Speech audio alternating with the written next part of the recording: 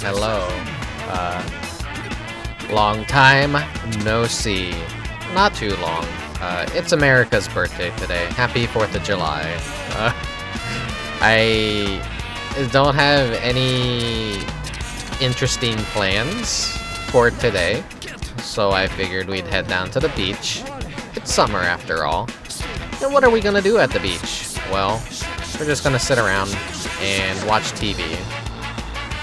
Was that a chud? Yeah, I'm the chud. I'm the fat fucking chud. Hello everyone. Yeah, not really too much exciting stuff has been happening. It's just been me playing weird retro games in my spare time, and instead of streaming them like a normal person would, I just enjoy them to myself. I don't stream the process. I don't, just enjoying a lot of arcade games, enjoying a lot of Sega Saturn games without the stress of having to entertain other people and talk the entire time, because I am not a good streamer. Balancing playing a video game and talking to people is tough. It's rough. If you want to do a good job at presenting a video game, you make sacrifices by not paying as much attention to chat, or I don't know. That's crazy talk. Well, I am crazy. I belong in an institution. It's been a while since I've been able to bust out this scene. So, I don't know. Today's stream is either going to be a dumpster fire, or it's going to be pretty alright. We will see. We will see. It's been a week or so since the Sayako DLC came out. Got to enjoy that.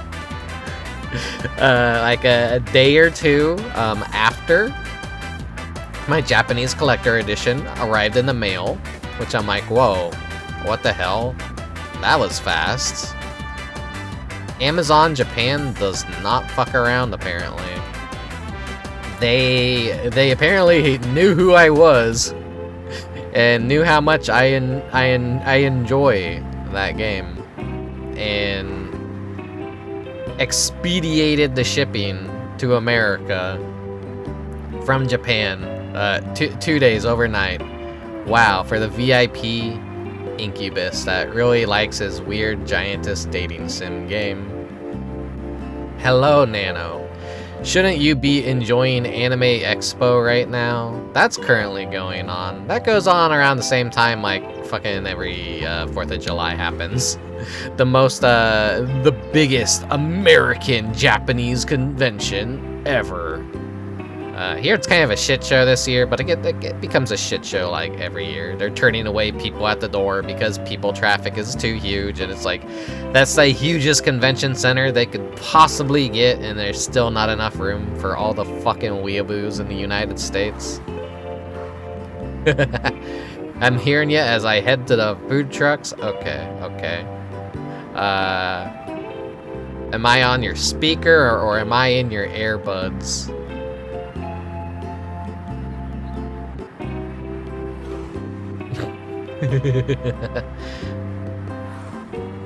Don't worry, I'm not gonna yell slurs.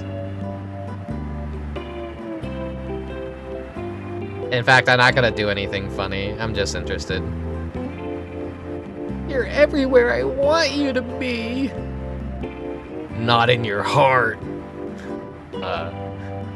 Anyways, joking aside, listening back to my previous stream kind of gave me a little bit of an aneurysm. I buffer too much stuff with like average Californian behaviors. I need to get better at speaking more eloquently and more precise, but I don't have a good brain.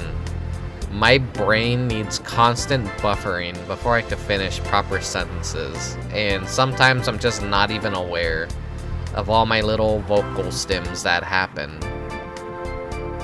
But if you are a viewer and you're watching me, you're probably getting very annoyed and very, very upset that I say like 10 times. Like I did just there. I did it just there. Like I did just there. Whatever. American language is hard to speak. You fucking Japanese. Maglev postage shipped to your... What the fuck are you even saying? Any Maglev postage? What, BBmon? What the hell is that? Buffering sentences with like and you know. Yep. I do that way too much. It gives me an identity crisis. It makes me go, oh, I'm not a good streamer because I can't speak good. No, Mobile Suit Grundle, you can't yell slurs. I'll pull this car right around and take you back home if you yell slurs in this chat. World's kind of crazy right now, but then again, when is the world not crazy? But I don't know. Gonna be real. And this is a surprise to fucking no one whatsoever. I ain't feeling so good mentally. Wow, Rick, not feeling good mentally? You don't say. You say that every... I don't know. It's just lately I'm just not really feeling up for a lot of stuff. Which is why I'm just kind of doing a lot of stuff on my own. And not really streaming as much. So if you're a subscriber... Please don't stop giving me your monthly money. I don't deserve it until I can get back to my previous speed of streaming. If I ever can get back to my previous speed of streaming and delivering high quality. I can't even bring myself to pick up a pencil and draw anymore because I'm just kind of like that down in the dumps, that depressed, that unmotivated to try as hard as I've been trying for so many years now. It's kind of sad. Feels like I'm not even dying with a whimper anymore. Anyways, here, we're at the beach.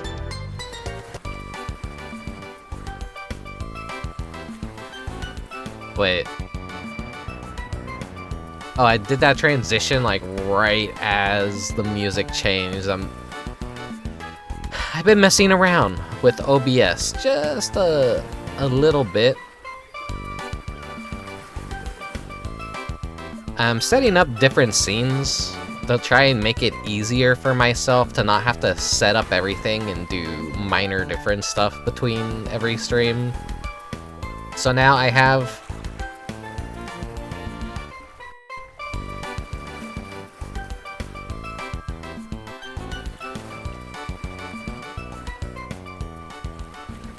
Wait.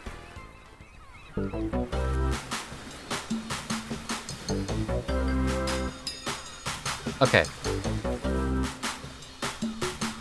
That's why I'm like,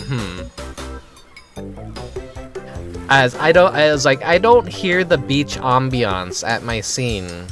I had the monitoring off for it. So, like I was saying, it's kind of a work in progress that I'm splitting some of my scenes up so that they can all operate kind of independently from each other, and I don't have to constantly switch things on and off.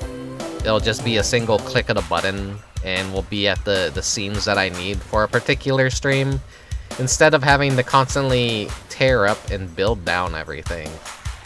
Leave it to me to not do things the smart way. Rick, which Mickey game did you stream? Was it just the Magical Quest, or did you do the others? I did the Magical Quest starring Mickey Mouse and the...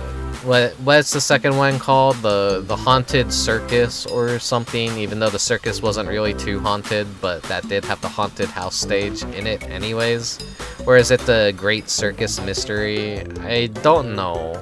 As much as I love that game, and I know it's a two-player game, so I would love to be able to co-op that with someone again. I had when I was a wee lad, and I had my best friend, we got to play that game together, And that was like one of the few times in my entire life as a little dumb baby that I finally had a friend that also played video games that we could co-op a game with.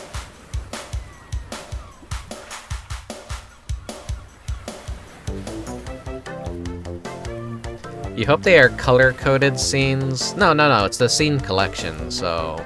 Now I have a 4x3 recording scene. I have the beach scene. I have the normal Rickubus scene. And yeah, it's just, I click that, it'll just swap everything. All the audio sources, everything, instantly. My actual scenes for this stream, everything's like basically still here, but this is just more fine-tuned for, you know, nothing stopping me from going back to the house if I want to. It's just when you're setting up the ambiance, you're setting up videos, scene order and all that, it's just convenient to be able to have all that stored and not have to set it up constantly and rearrange things constantly.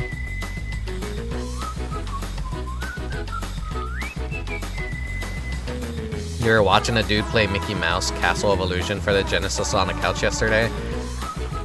I never got to play that one. It always interested me. That's the one where he's looking at a witch flying across the moon and there's like a castle in the background. I'm like, whoa, that looks like it's the coolest game ever. But growing up, I didn't really like a whole lot of Sega Genesis games because I kept buying all the worst ones at flea markets. And I think I did buy Castle of Illusion at a flea market, and it didn't work.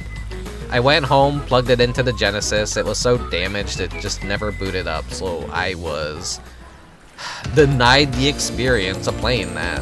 But my Mickey games of choice were the Magical Quest and the Circus, Haunted Circus, Mystery, whatever the fuck it's called. Those two games. There's just dudes in a dark room playing convention-provided old consoles that's cozy. Yeah, that's where I'd be, honestly, if I were at AX right now, but I don't have the money to go. I don't have the connections to go. And I really just don't want to be at ground zero for a super virus breeding containment facility with a bunch of people that I would probably hate and want to leave instantly. Maybe the gamers are cool. I don't know. I'm not really much of an anime nerd. That shouldn't be any surprise to any of you guys.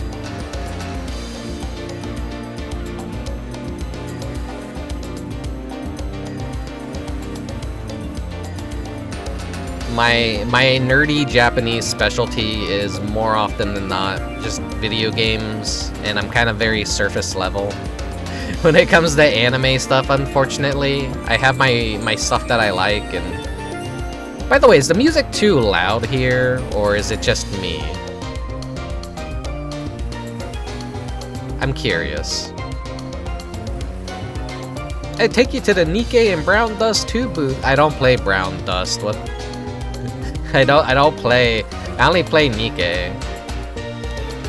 The audio that... Okay, thank you. Isn't Brown Dust a game where... It's basically porn, but it has the unfortunate name of Brown Dust, which...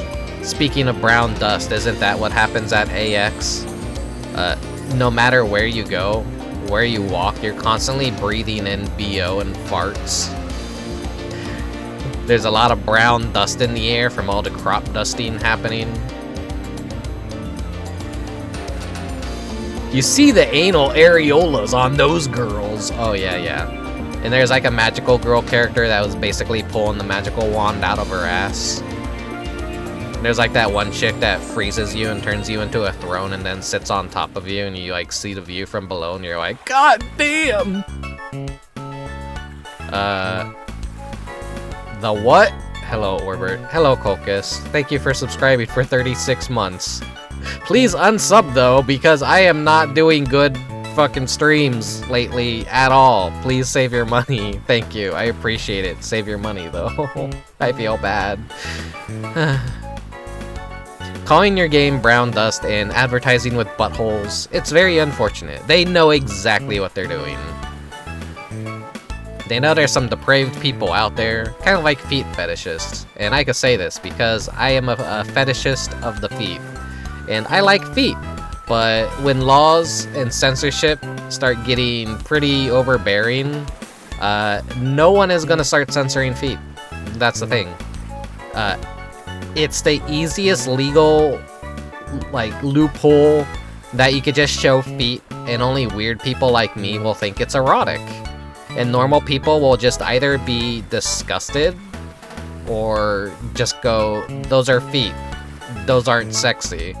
But weird people, they're just, yeah, show me them piggies, you know?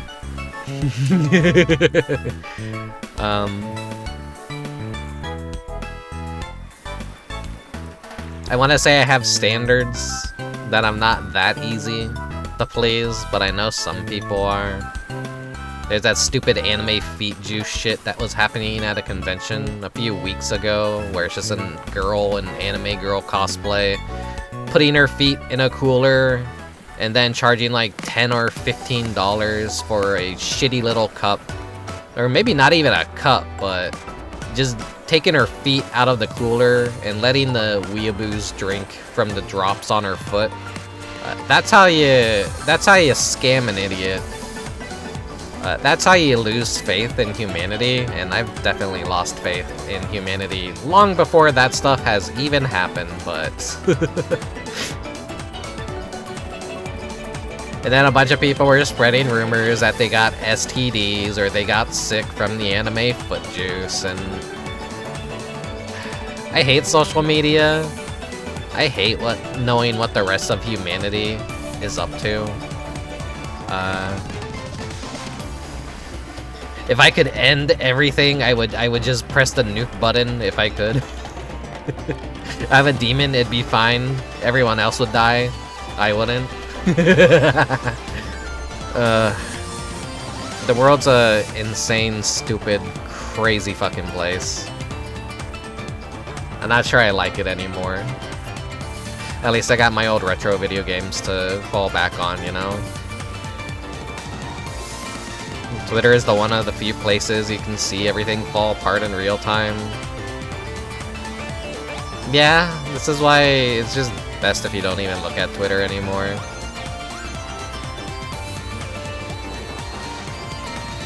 And my better Twitch TV emotes are not working, so that's great. That's fantastic, Twitch. I went to go try and fix up my chat bubbles, but I guess where I bought it from, the person took their services down there, so I'd have to maybe rebuy maybe a new chat box and set that up, but to be honest, I can't be asked right now to set any of that shit up. Stream Elements has kind of been falling apart, and I felt like maybe I should try using Twitch's native stuff now instead of using Stream Elements. Rick, do you have a friggin' model ref anywhere? No, I don't. Hello, Spurbus. Hello, Stinky Peanut. I don't have any reference. I have thumbnails. I guess those are kind of like references. That's how like most people draw me. Just go look at my thumbnails. I got a lot of them in my Discord. Even then, though, the thumbnails aren't really full body a lot of the time. But I'm a very simple design.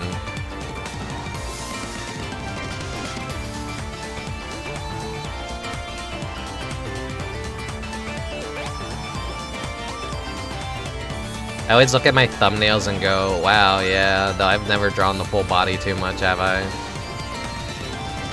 I guess this one is like technically the most full body you'll get of me. Make a reference!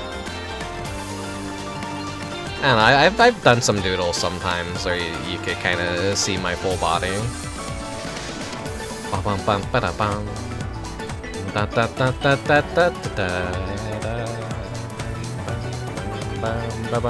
There's a lot of off-model stuff that I kind of draw and doodle.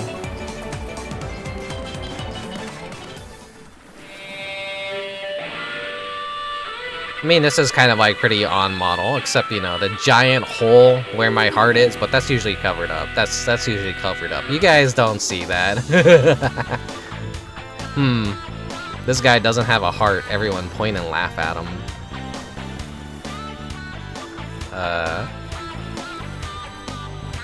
Oh, here's a full body reference right here. Yeah, that's what I look like out on the streets. What other dumb drawings that I have that have full body? Yeah, this one's like more just me having fun with colors, but not necessarily like true to the design or whatever. Though having sort of a gradient tinge to some of my limbs would be kind of pretty fucking cool if I redesign myself. Sometimes I give myself that purple eyeshadow. Cause I don't know, I like when glasses have like a little purplish tint to them. I like having tired looking eyes or sometimes eyeshadow. Here's the perfect little full body reference of me. This is all you this is what I actually look like. This is the fat little chudlet Rickubus. How does the back of my head work? Do you have the tentacles and the hair? That's just my hair. All that's my hair. Just the eye. It's just a slime living in my hair. That's why you see the mouth and the eyes in it. But that's more or less what the hair kind of just looks like without it. If I were to remove those features, my hair pretty much just wouldn't change. The slime, he has a separation anxiety, so he just lives in my hair all the time. At least a copy of him does. The true slime kind of hangs out back there. This is all lore I've explained on Twitter, but Twitter is such dog shit anyways, no one sees it, because it gets buried, and no one's gonna go digging through my archive to literally see everything. Here's another goofy little drawing. This is what I look like. Getting my brain hurt slosh. Getting the piss flavor, but it's red. We'll start watching commercials in a bit. I'm sorry. Now I'm just pulling up random shit and showing you guys drawings that I've done. But I haven't been in a very artistic mood as of late. So I haven't been drawing at all.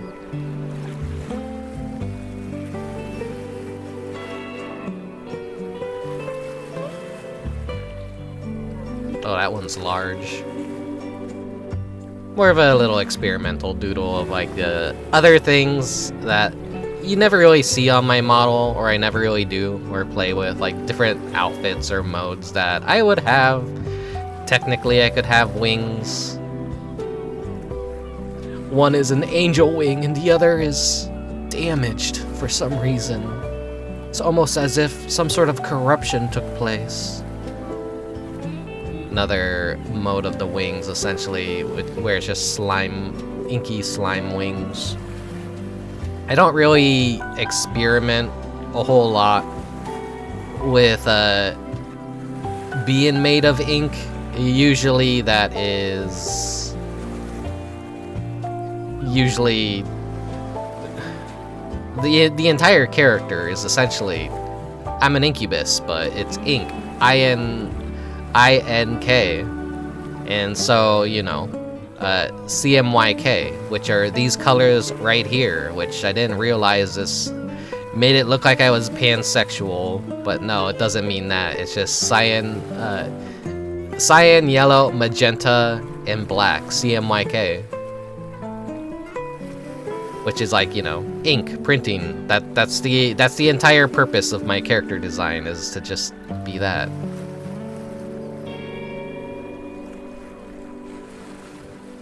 Yeah, I like teal, I like turquoise, I like sea green colors. That's the color of my hair, and my skin kind of like matches with that. But I've always drawn characters with pretty much pure white skin, because I think it contrasts very nicely with the different colors, and it makes it easier to kind of like shade their faces in unique ways under different lighting.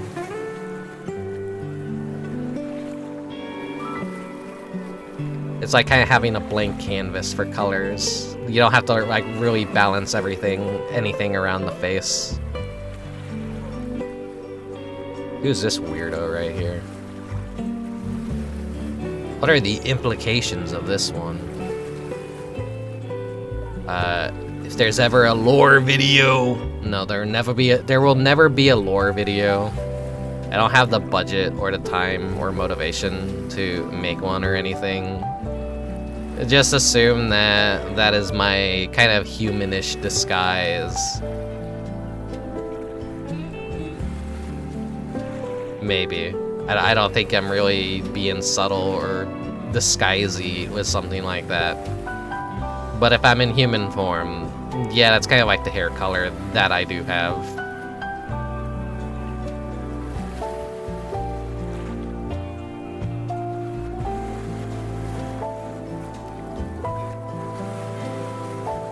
What the fuck is this drawing? I don't remember this drawing. Why is this in here? Why would I draw something like this? What could possibly motivate me to draw something like this? I don't know. Here's me if I was an angel, I guess. not a very good-looking angel. It's chibi style as well. I've always played around with that concept of duality and perhaps, like, I don't know, aren't just demons corrupted angels or fallen angels sometimes? Let's see what your go-to ref sheet is, Cole. Oh yeah, that one kind of sucks though, to be honest. That was... Do I have that in this folder? I've been organizing my folders. Yeah, how the summoning works. As an incubus, working is essentially being summoned for nefarious purposes. This is how the summoning works. If you don't unseal any of my power, I'm incredibly dangerous. If you seal 90% of my power, I'm like a little chibified idiot. If you seal 99% of my power, I guess if you have a macrophilia fetish, that's useful in ways. That's kind of like how it works. And then if you don't really want me to have like any of my power, but you just kind of want a little familiar around, until you unlock some of that power, I could take various animal forms. And, you know, if you need companionship in that way, then yeah. There's a lot of lore that I never really talk about or showcase. Is there like any more stuff that I have?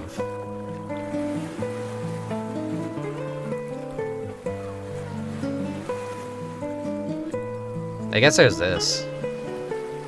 It's me trying to do something a little stylized. Hello, Prisma. What else was I saying?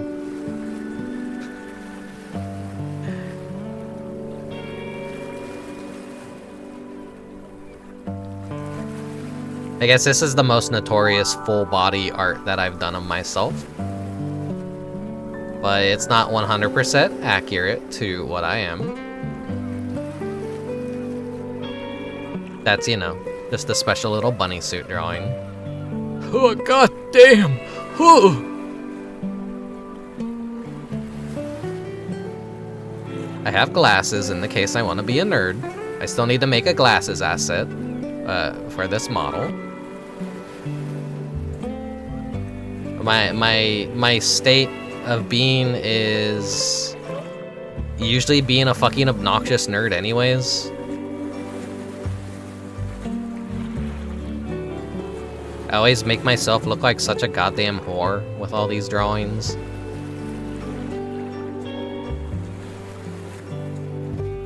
Here you got a little Scrimblow. Hello, Spike. It's been like 35 minutes and I haven't even jumped to the commercials yet. I'm sorry, guys. I don't know. Why am I showing art again? Stinky Peanut wanted a full body reference, or just asked if I had one, I guess. So I'm just whipping through a bunch of dumb doodles that I've done and probably never actually showed off on stream or posted anywhere. I just don't really remember anymore. I don't do internet galleries much anymore. I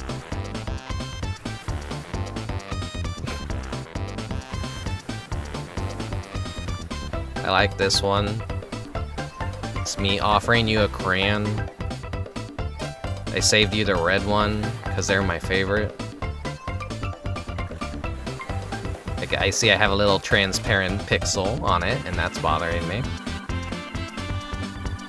That was like originally gonna be for the Rakuga Kids stream, and I wasn't liking how it looked. So instead of going with that, I just like went with this.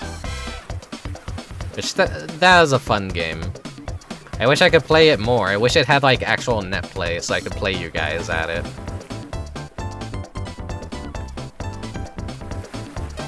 You're cool. I hadn't seen a few of these yet. This is the problem of when everyone hides away in their own little personal discords. Maybe I post a lot of that art in my Discord channel, but I don't know, Twitter just washes away everything. You don't see anything anyone makes because you're just competing with normie shit all the time. And it's sad. Yeah, this is me choking someone out because I get so fucking tired of seeing stupid assholes on Twitter taking an anime opening that hasn't even been out for more than 3 weeks and interpolating the frames and boosting it to 60 frames per second. You know, animation sins. Don't do that. It doesn't make it look better. It makes it look like shit. It makes it look worse. Why would you interpolate the frames of fucking animation and smear them? It looks unnatural. Stop that shit. Kill yourself if you do that right now. Kill yourself in Minecraft. Oh, it just pisses me off when I see that shit. I was like, oh, can I get a clean upload of the Parappa the Rapper anime? And then the only upload of it on YouTube in decent quality is fucking interpolated frames. And I'm just, ugh. Yeah. People, normies think bad shit looks great. You know what? That would have actually been a really good bit for a 4th of July American birthday, is just playing games with the Super Eagle filter on. You know, make my games look like shit because, hey, it's America's birthday. We're gonna play with the Super Eagle.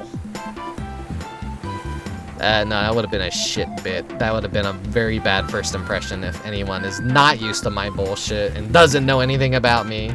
The most patriotic filter. Yeah. Here. Let's jump into the commercials now, because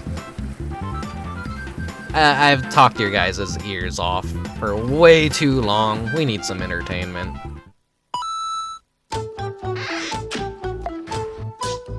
I've never really done a pure commercial stream. I thought I'd maybe remove this one from the pool because sadly this song does get claimed on YouTube. But I just love this commercial so much.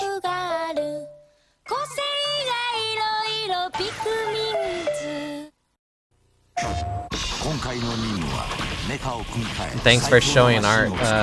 You're welcome. Armored Core 2. One day I'll play through the Armored Core series, maybe. No promises, though.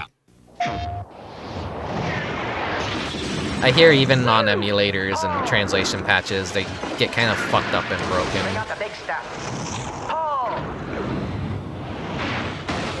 I'm forgetting what this is a commercial for. Oh, Tiny Tank! I actually want to play this real bad. Tiny Tank, the tiny tank with the big attitude. This is one of those games that I would always see advertisements for in magazines. And I'm like, I want to try that, but I just never rented it. I never played it, but I have been aware of it for years, and apparently it's a good game. It's a fine game.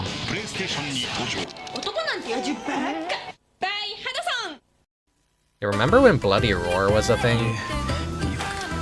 Yeah. Why did that series ever fall? Or is it still around? I don't know.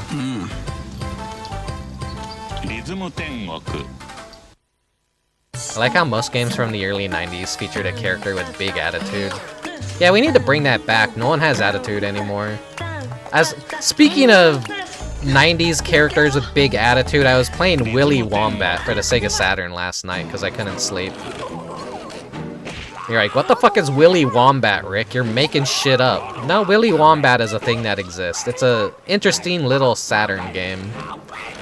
It's kind of bullshit with its platforming and difficulty, though. Oh yeah, this commercial is really good. Pokemon? The Ruby and Sapphire pinball. Need pinball. There's a new way to try and catch them all. And Pokemon Pinball Ruby and Sapphire. Only for Game Boy Advance. Rated E for everyone. Nah, it died after the PS1 era. Don't think it could compete. Yeah. It seems to go the way of most fighters is just, if it's not Street Fighter, it just kind of died out. Now Street Fighter is a very scary looking game in my honest opinion.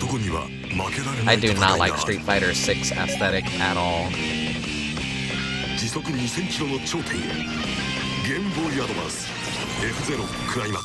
Do I need to turn down the commercials just a bit, or do you guys think the volume is fine?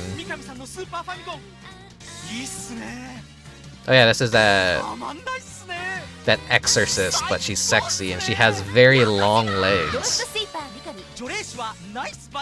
Volume seems fine? Okay. Some of these commercials are louder than others. It's really hard to...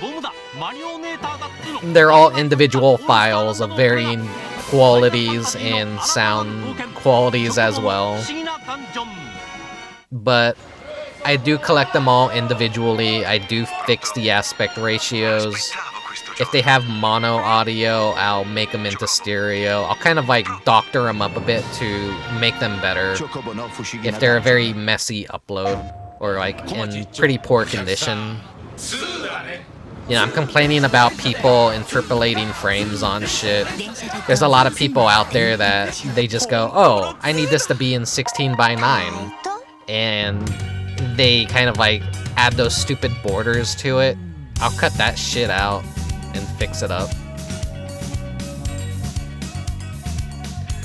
Like I'll use if there's a little bit of a snippet of another commercial or something unrelated. Two programs I use, Handbrake and Lossless Cut. Lossless Cut to pretty much keep it the same exact quality it was, but trim out just the smallest bit of extra footage. And then Handbrake to fix the aspect ratio and crop the borders.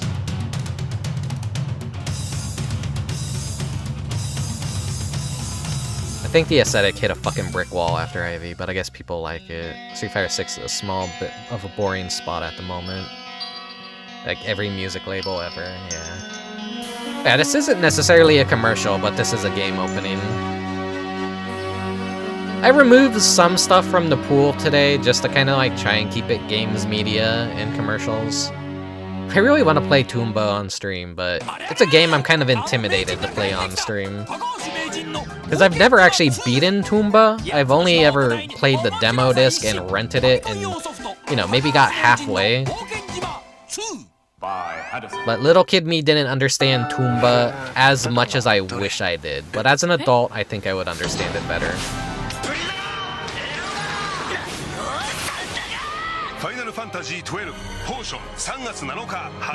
Would you drink the Final Fantasy XII potion?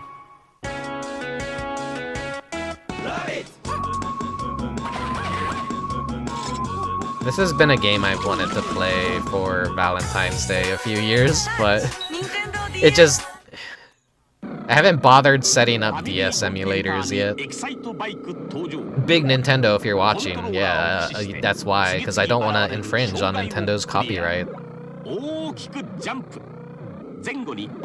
Just the headache of having to deal with touch controls. kind of makes me not really bother with a lot of DS games. Which is a shame, and just the way you would set that up in OBS too, how you would capture two different screens. I don't know, maybe I'm overthinking it. Maybe it's actually easier than it actually is. They're at McDonald's in the $1.99 Sonic 3 Hamburger Happy Meal. Sonic launches with a push of a button. I had all these fucked up little toys. And Robotnik barely dodges disaster. There's even this sweet There's a recall on the Tails toy, I believe, and if you brought it back, you would get a Sonic bouncy ball, and in some rare cases, you would get a Tails bouncy ball.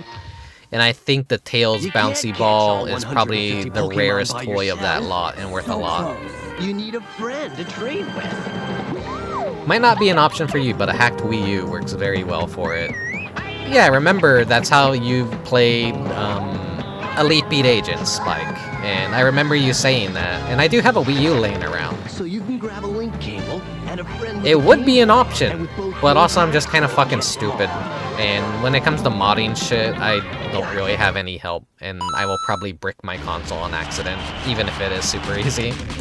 I've only ever done modding with a Wii before. And then that was also just really messy.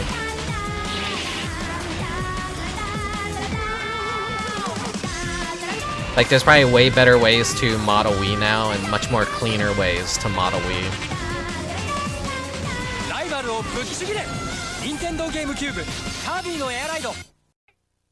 Good compatibility, but Elite Beat Agents was probably pushing its shitty touchscreen too far. Yeah. It can never be, like, truly perfect to what a DS touchscreen was, I think is the problem.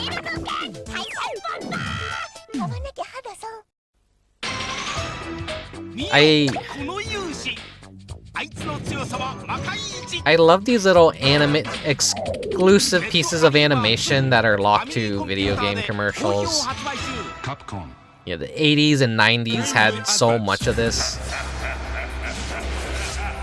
I was trying to find some good American PS2 commercials the other day, and they were all dog shit. I thought there would at least be better PlayStation 2 commercials, but no. They were actually worse than I remembered. Yeah, you in the sweater. Save yourself from the grips of old age and boredom. Step away from the table and put the shovel down. Gardening and tulip bulbs. Boring. Man, how Sony has fallen. Oh, somebody's pretty sassy. I miss the fucking Crash mascot costume commercials. Those are always so good. And now Sony is saying we're done with physical media. Was it 2028? There will be no more physical media for Sony. They're killing it off completely. I hope the PlayStation 6 is a massive failure and no one buys it. Sonic 3 is coming. Look for the shadow. On Groundhog Day. Make that Hedgehog Day. Did you see the shadow? The modding is just putting a file on an SD card and opening a dodgy photo or something. Super easy. Oh. The screaming Pac-Man.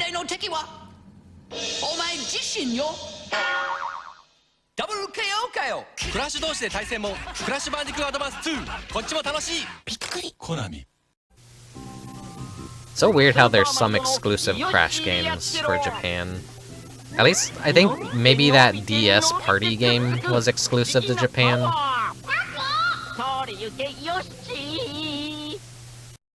Okay, class, pop quiz. Question number 1. You want to buy a video game system. Super NES gives you 4 free games. Sega gives you no free games. Which do you choose?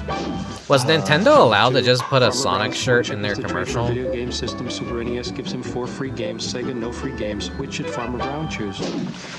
I think this one is an AI upscale, unfortunately. Any Super NES system, and for $3.50 postage, we'll send you Super Mario All-Stars. That's 4 games free. Now, who would miss an offer like that? I hate AI upscales, but if a commercial is truly in very, very, very bad condition, I'll accept them.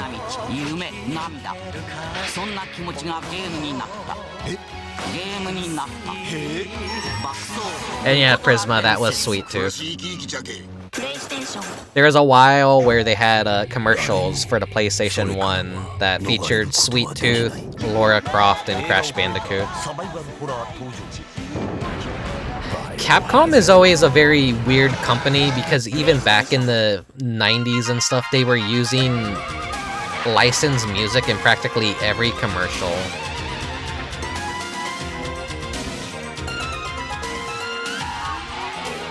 This one's got interesting music in it. It's got that weird 70s, 80s synth music that you would see in like classic anime films. I'm trying to remember what movie. There was a movie I remember watching a while ago that just had a soundtrack that was just like that. It, like, had that weird digitized horn.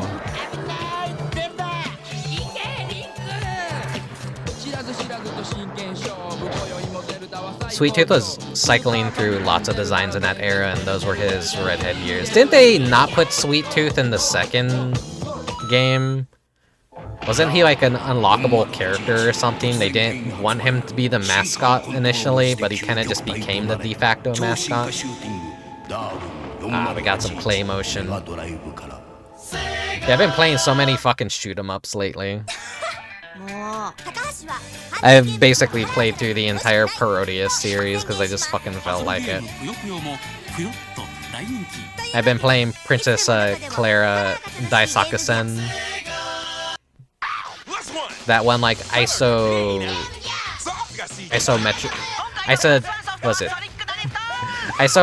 esoteric, whatever I'm forgetting the word. +1! Hello, Ilya.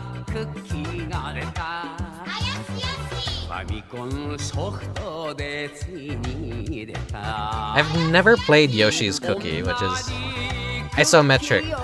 Probably. You're walking down a path at a Earthbound-like angle, and it's kind of a shoot 'em up, but you have full control over where you're going.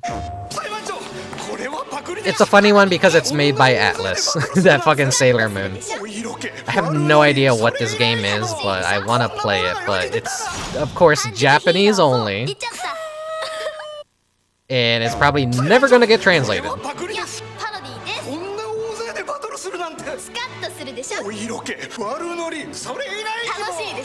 It looks perverted, it looks interesting, maybe like a tactics war game, but everyone acts like Pikmin from the gameplay.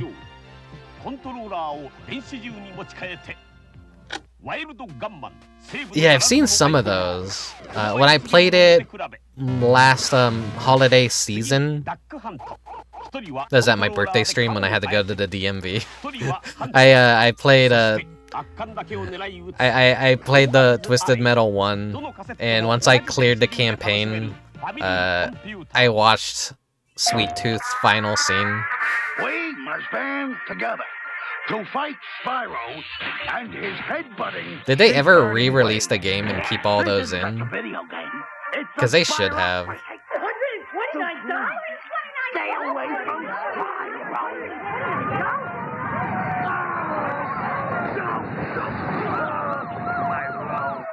See ya. It's always really interesting to think how big these mascots used to be for Sony, that they would make entire series, like multiple commercials for just one game. Japan was very similar too. All the Ape Escape commercials in America is just all the Crash Bandicoot and Spyro commercials. And sometimes they didn't just advertise their games, but other games, or have little crossovers, and I really miss that. That's like cute to have. You'd have Crash Bandicoot and Parappa the Rapper just representing the PlayStation in Japan.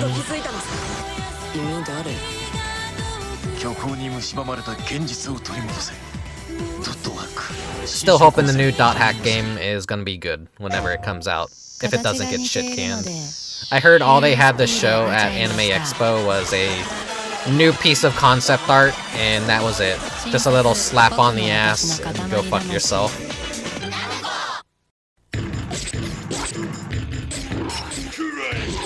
It doesn't inspire a lot of confidence. Oh hey, this is that one Atlas game for the Sega Dreamcast.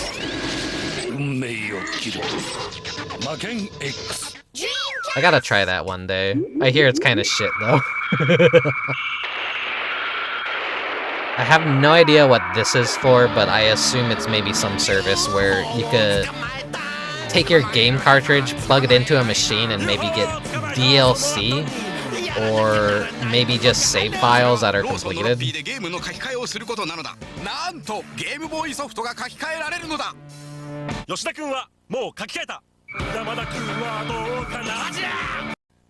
like Discun, but for the Game Boy Color.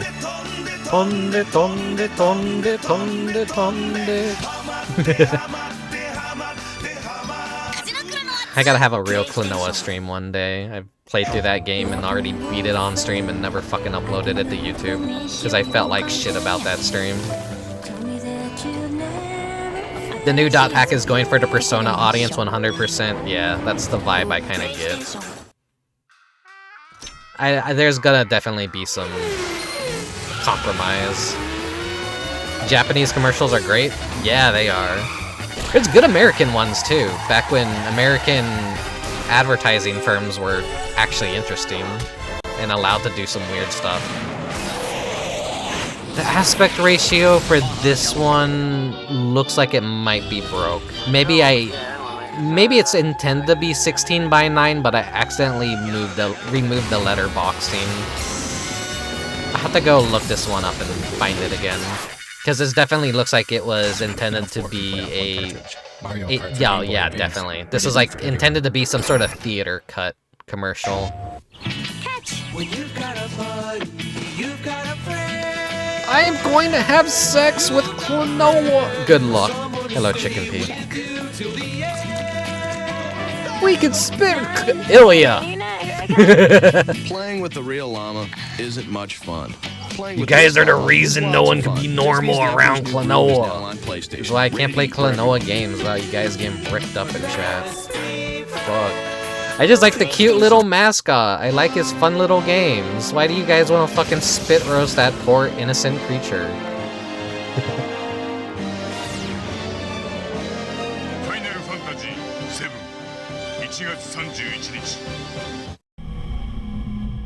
I wish I were capable of playing RPGs on stream, but man. I don't know if I could force you guys to sit through hours of commitment watching me play the slowest, most boring shit ever. I still want to play,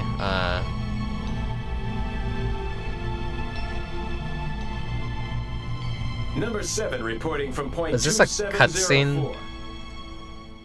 Oh yeah, this is definitely a cutscene. I think this is the opening to it. It sucks that Sega removed practically everything from their Steam store.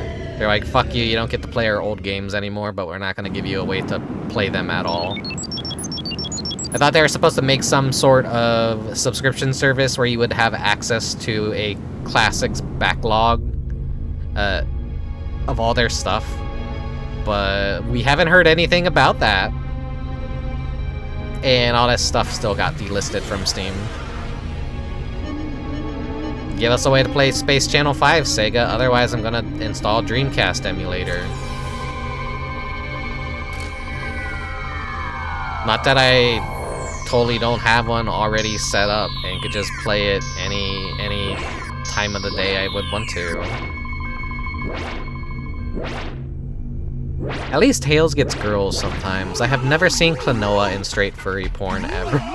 Oh, that's unfortunate. That's unfortunate. You think you would see more straight porn of Klonoa? What is it about Tails that gets the ladies? Something's up at Spaceport 9. Apparently aliens have taken Actually, I'm rubbing my chin, and now that I'm thinking about it, he gives off particular vibes that might activate aggressive attraction from women, and it suddenly starts making sense. Okay, yeah. You just said it, Ilya. You just said it. It's the Shota complex.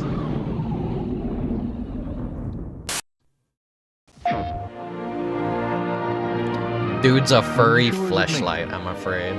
God damn. Back in my... Oh, I love this commercial. Maybe it's the way he swings and climbs, or defeats the evil pigs and man-eating plants. How do we market this game in America? Just put pink wigs on everyone. Make it seem like an American politics ad campaign. Everyone loves Toomba. Can't believe they put a giant wig on the Statue of Liberty. That must have costed thousands of dollars. Oh yeah, Kino. Fucking love my Pen Try Isolon. Cute!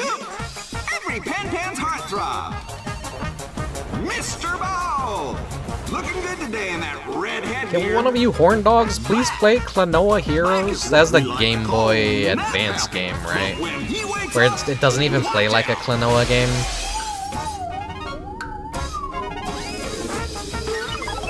It's some sort of weird action RPG on the Game Boy Advance. Yeah, this is definitely the greatest of all time. Wacky style. Jaw! Unstoppable and delicious! If you guys are curious about my game media archive... Huh? Patella, thank you for the raid. Let me shout you out. I'm not playing anything right now, we're just watching like commercials and game openings for my collection of game media. You were playing Just Chatting. I hope your stream went well. Thank you very much for the raid. You need to split, need to take care of after stream business, feel free to. That's a good emote. Fucking skeleton walking, his axe and his shield. Watching memes. Hell yeah. Yeah, welcome everyone. I'm just a weirdo.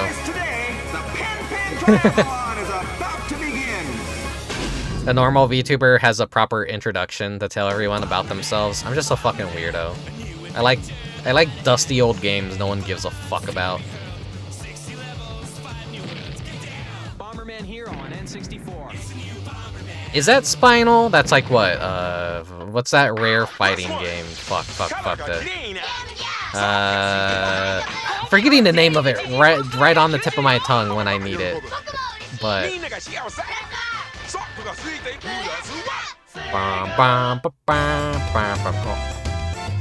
Killer Instinct, yes. He's also a vor and size aficionado. Yeah. I may or may not have played Psycho Giantess Dating Sim too many times.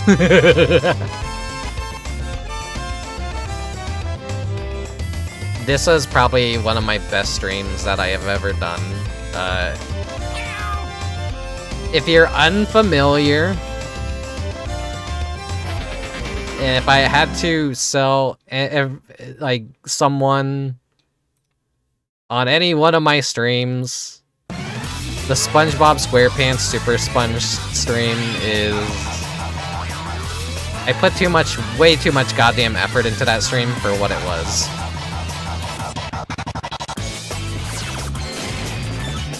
Remember when I played this? Fuck, when did I play it? I just randomly wanted to play it one day. It's not on my YouTube. I just like wanted to play through it.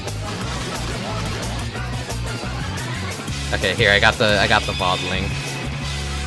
This is the SpongeBob SquarePants Super Sponge stream. I had a whole bunch of gags. I did a bunch of stupid ass shit. It was a fun time. It's a very cursed stream.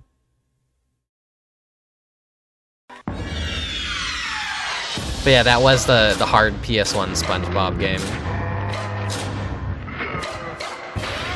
Lock the door. Turn out the lights. Pretend it's just a nightmare. But the Munchables for the Wii is a fun little hidden gem on the Wii. Resident Evil 2. If you're ever feeling bored and you want to play a game, there you go. You don't need motion controls or anything. It just works with the GameCube controls. Step through, sir. It's a Katamari-like, with cute creature designs. Everything is food-based. Are you wearing a watch?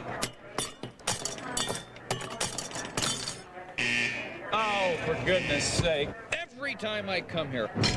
After a short vacation, Crash is back. And this time, he's ready for just about anything. I am not comfortable with this. Whoa, hello. I always love that the Crash Bandicoot commercials, just he had the human face exposed in his mouth. That's a part of the charm. And when they brought back the Crash costume to advertise like the newest Crash game, the Crash Back in Time or whatever the fuck it was called, I wanted gold at any cost. Nintendo 64 with limited they brought back the costume, but they just blocked out the human face in his teeth, and you can't even see the actor in the costume anymore. I'm like, what's even the point? You've lost the shitty charm it once had. You look like this and play racing games like that? Honestly, yeah, I'll just start I'll imagine that's what you look like from now on, Spike. He just needs the blue mohawk, and there we go. That's you. They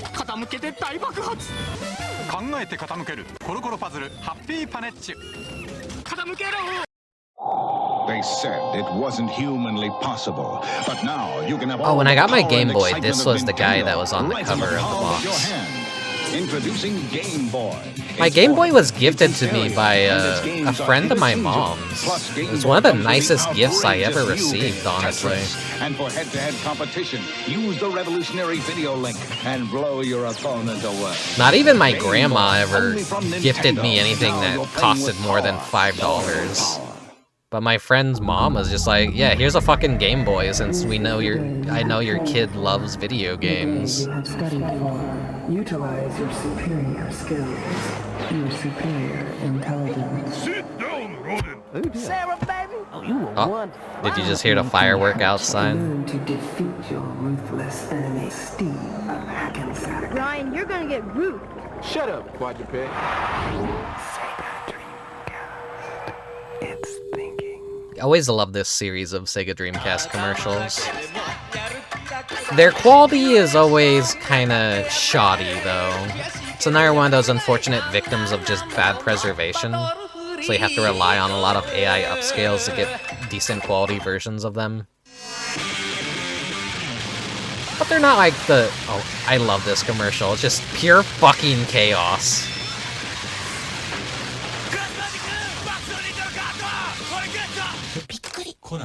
Loud butt rockin', screaming, and sexy girl. Then a crash out, because Crash Bandicoot.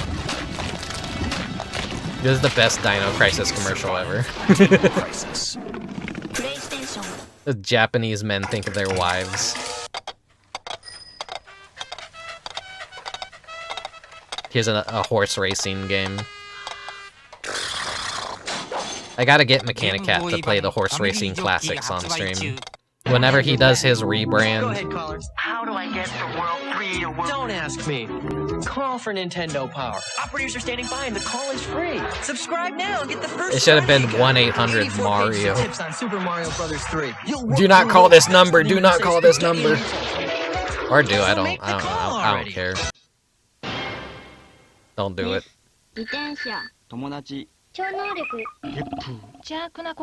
No physical media are still around.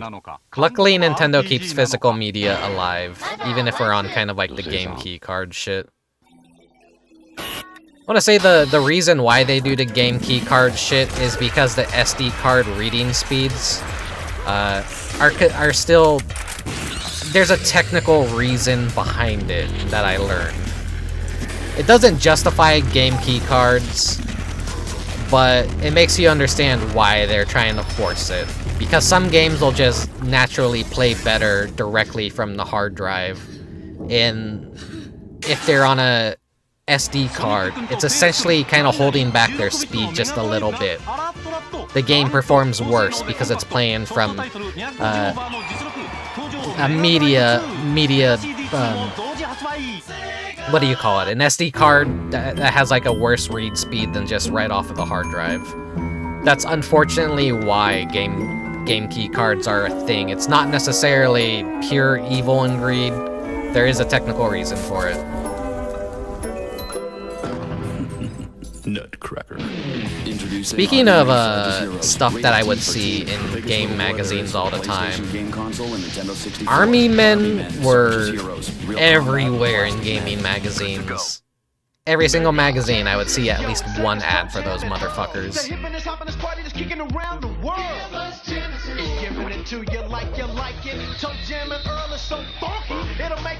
Burp.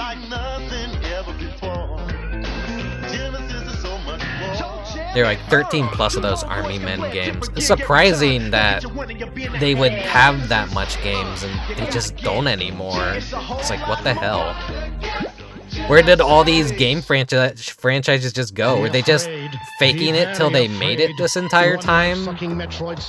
Were they actually not successful? Was it just better economic times where people could afford to just make bomb after bomb? Or was everyone just operating off of one hit point and a dream the entire time? Destroy or be destroyed. 3DO exploded, I suppose. Yeah, it was initially a 3DO game, wasn't it? GameCube. Okay, that makes sense. Yeah, I've never beaten Toe Jam and Earl as well. Seems like a very difficult game. It's one of those series you kind of have to learn how to play it, to get good at it and manipulate it.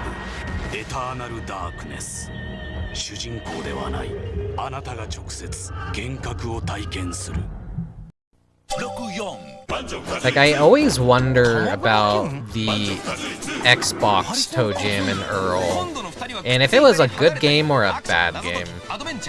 Because no one ever talks about it. Everyone's forgotten that one. Oh, here's something I need to play on stream. Bust a groove. Bust a move.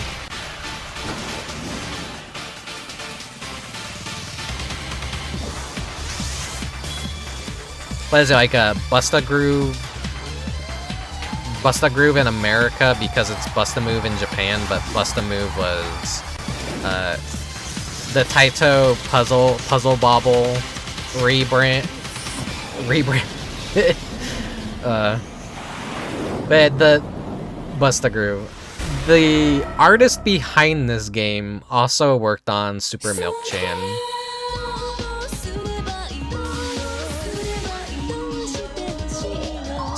I think this is a song that maybe gets content claimed on YouTube.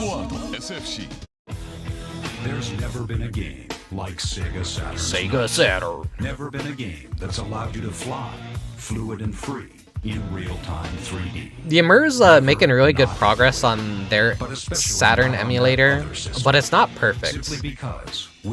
I still kind of have to use Mednafen if I want an accurate Saturn emulation. But I love Ymir for its clarity and kind of like auto-cropping that it has. But I should like not really be afraid of having the black bars on games.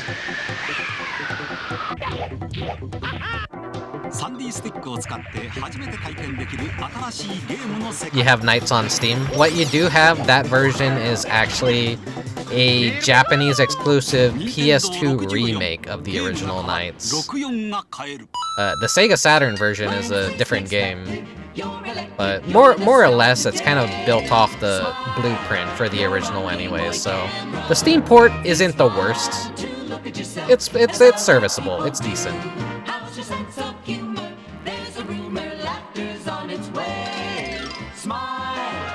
I've played that version on stream actually too, but that's another one of the lost archive streams that I never saved or backed up. I always feel bad about doing those. I considered this for today because, oh, I could have been a fat fucking American chud and play McDonald's Treasure Land Adventure, a game that I actually really like. I own this game. You think, oh, it's McDonald's, it's gonna be shit. But no, it's Treasure that made it. It's a good game. It's a great game. I saw some shitty hot take from one of those stupid YouTubers that think they're the official police on bad video games. And they played this game and just trashed on it as being the worst thing ever. And I'm just like, dude, this is a fucking good game. Kill yourself. I'll fucking throw hands for Ronald McDonald's. I know you're hamming it up. Well, actually, no, these people weren't hamming it up. They truly think, like, if they play it, it's a bad game. But I'm a quote-unquote bad game apologist. McDonald's Treasureland Adventure is not a bad game by any means. It's a very unique experience. Is it a deep game? No. Is it a hard game? Also no. Is it a piss-easy game? Yes. If you're bad at Ronald McDonald's Treasureland Adventure, I think that's more on you than it is on the game.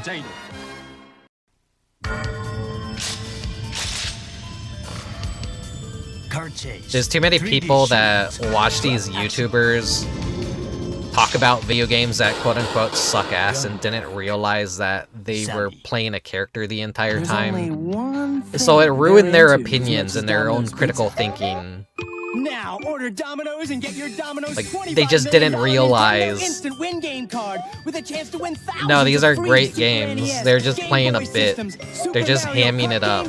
Because people love seeing people get frustrated at video games. They don't like seeing people be good at video games. I like seeing people be good at video games, but no, everyone loves watching people be bad at video games. That's the problem with streaming. Oh, I didn't finish my thought earlier. There's a JRPG that I really want to stream, and this is it right here.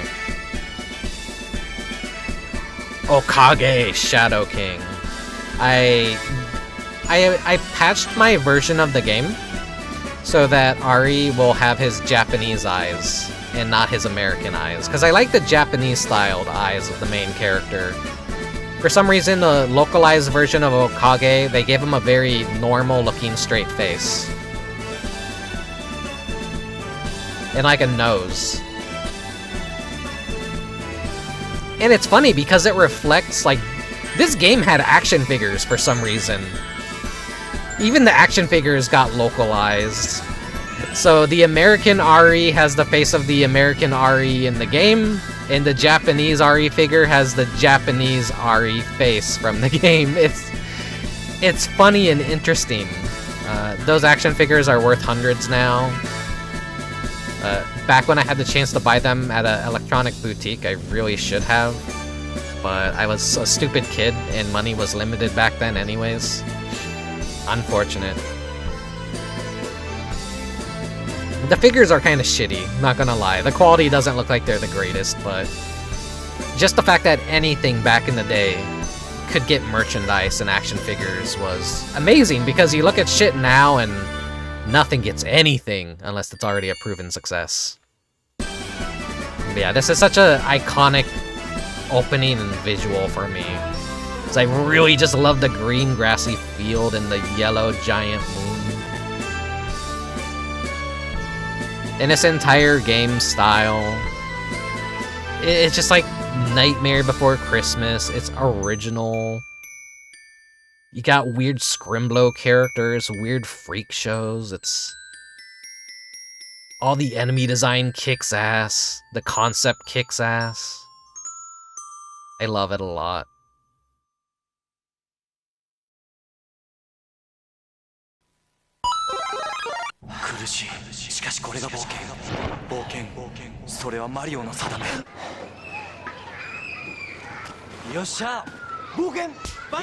Hey Pokey. Happy 4th, Riku-chan, as everyone hoped all had been well.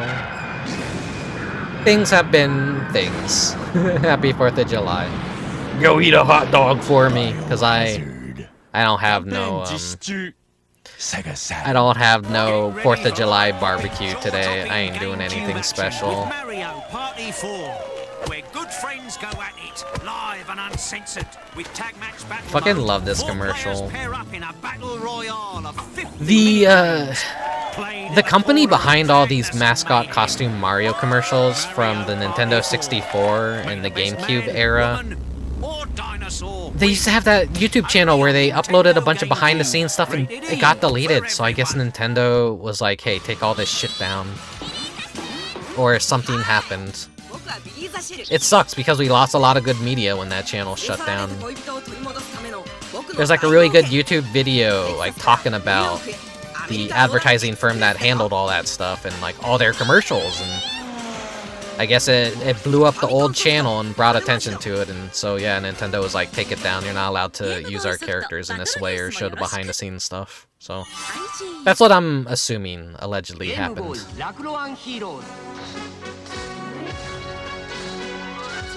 Yeah, weird era of Gundam games that were super deformed RPGs. You can save up those Kool-Aid points and get a Nintendo Game Boy Color system or a Mighty Mo's Remote Control Skids 180, free from Kool-Aid. See cool points. Would you want the Game Boy Color or the RC race car? Plus postage and handling. You could save the points and get the stuff. Imagine like winning the RC car instead of the Game Boy. That'd be the ultimate slap to the face, in my opinion. Nyanto.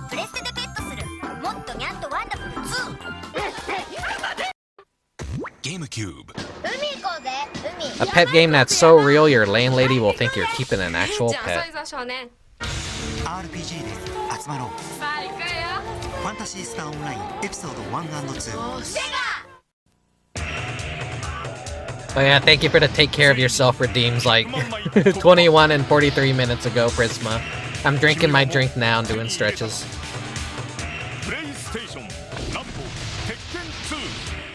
I have a very rusty brain when it comes to streaming because I've just fallen out of the habit.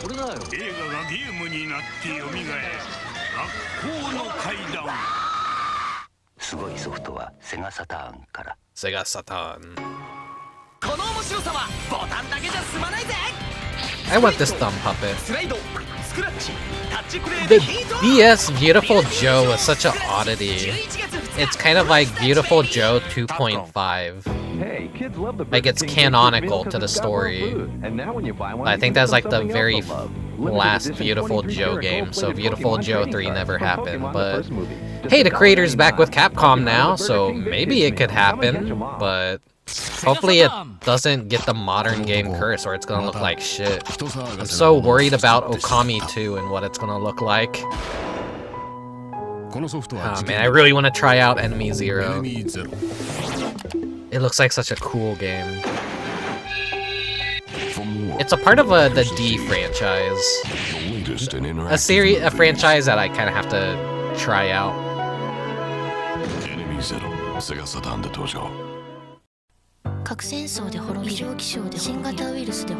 I mean, I have no excuse not to play Saturn games on stream, but I don't trust emulation for Saturn games as much. All the emulators are always so busted or quirky that they all do something I don't like.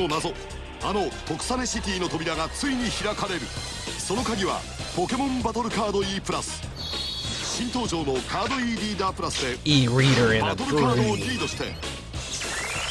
手強いトレーナーたちと戦おう。謎のみカードも入ったポケモンバトルカード E プラス新登場。カード E リーダープラスも同時。I don't think we ever got these ones in the United States. It was just regular Pokemon cards that got the e-reader treatment, which is a shame because any Pokemon cards from that era just look like shit because of the e-reader function. Capcom.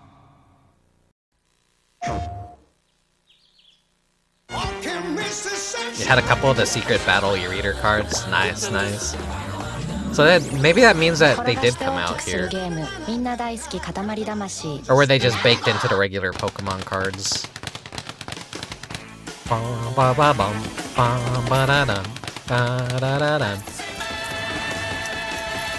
I'd yell Pepsi Man, but I'm fighting back a burp right now.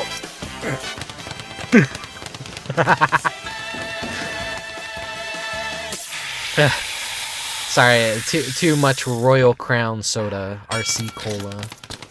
Not even a Pepsi, not even a Coke. I'm not celebrating being an American correctly today. Oh, I love this Final Fantasy commercial. Yeah, right. Next. Yes. Yes. Next. Next. Ooh, scary. Next. This is Final Fantasy VI, I believe. Final Fantasy 3. Do you have what it takes? Final Fantasy 3 from Squaresoft. Next. I forget, it was three for us was 6, and they just withheld the first 3 Final Fantasies. So crazy now that you can just play Doom 64 on PC.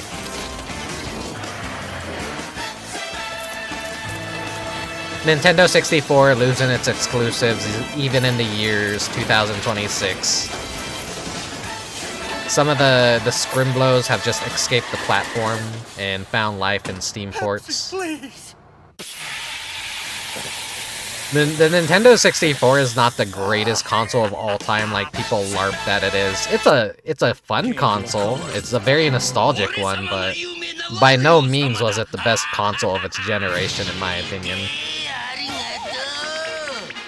Thanks to its quirky controller, there's less reason to go back to it too. Unless you're like me that has an 8-bit controller that kind of like mimics the format of the... Saturn games and Nintendo 64 games are a nightmare to play with modern game controllers. You kind of have to go out of your way to get specialty controllers for those consoles, which I have done. Remapping shit to the shoulder buttons just feels absolutely wrong. For this year's 8-8 stream, I'm gonna have the 8-bit that I could play the Jabu Jabu's Belly dungeon with. That'll be fun. I don't know if it'll be a good Vorday stream, but we'll see. I don't really got a whole lot of new material this year. I've kind of run out of things to do. I've run out of motivation too.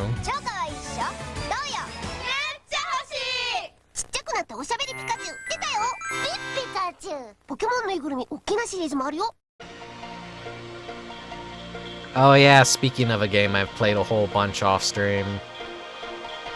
Fucking love Silhouette Mirage.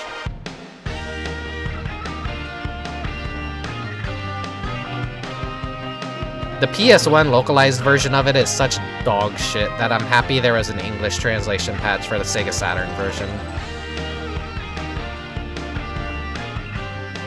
Cause it's so weird that the American localized, like, Working Designs was notorious for doing this. They just take a Japanese game and for some reason go, oh, this isn't the way that devs intended you to play this. We're gonna make changes to the core functionality of the gameplay and make it that much more harder and worse at the same time. Thanks, Working Designs. Exactly. There's technically a Vor level in this game too.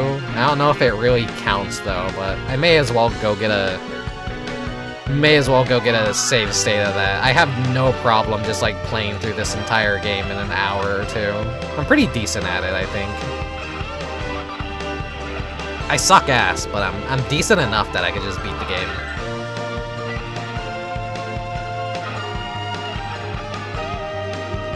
Well, actually, like Dynamite Heady too, it just has a stage select code that you can put in. So I don't even have to play through it all to get a save state of it, but I could technically just play through it if I felt like it. Oh yeah, the rewrite of the script is awful. Some people like it though. There's 2 translations of the Saturn version. There's the dub version, where they just injected the dub into the Saturn version, so you have the American script and the gameplay. And then there's a lot more direct translation version, which it removes some of that personality from it. It's a lot more straightforward because just translating the Japanese stuff directly it's a bit dry. Like, the ultimate Spike character comes out of Silhouette Mirage. He's a British blue-haired mohawk chameleon guy. He's such a funny design, and every time I see him, I think of you, Spike. If you boot up the PlayStation 1 version of the game right now, he's like the first boss you fight. He's so easy to get to.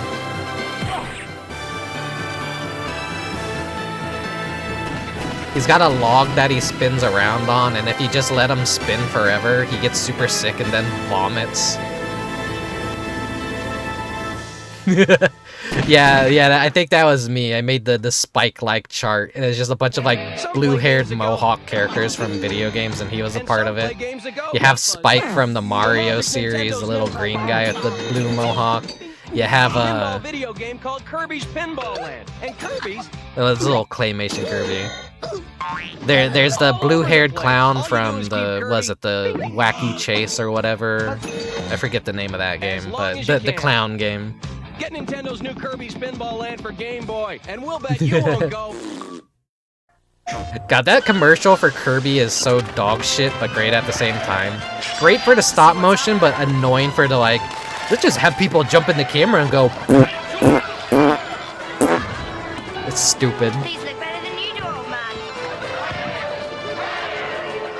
Yeah, he looks cursed in that commercial. That's why I love it. He's so fucking funny. Every little frame that you could pause on for that commercial was comedy gold. You can never get into Dragon Quest for some reason. Yeah, you and every other American. Fucking Enix hated Americans. The composer hated Americans. He gave us the worst versions of the soundtracks for every game that actually did get localized in the United States. Dude fucking hated us with a... You know, now that he's passed away. Unfortunate because we lost a great artist. But fortunate in the way where we actually do get Dragon Quest games with the real OSTs and soundtracks now. None of that. I hate Americans, so they can't listen to my music bullshit that prevented us from getting so many Dragon Quest games, and even if we did get it, it was a worse version of the soundtracks. Real thing, by the way. Yeah, he is an asshole for other reasons. Yeah, we were getting MIDI trashed. You know what's up, Spike. Yeah, now there's just too many Dragon Quest games, or it's, good luck catching the fuck up. Hi, Gax. Gakuto. Advertise me cell phone.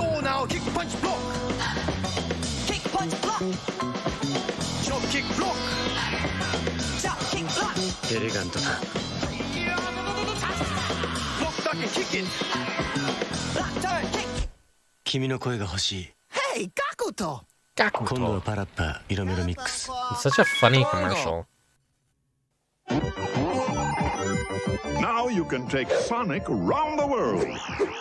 Make him loop the loop. Speaking of a mascot that we can't use anymore. From Kellogg's Frosties.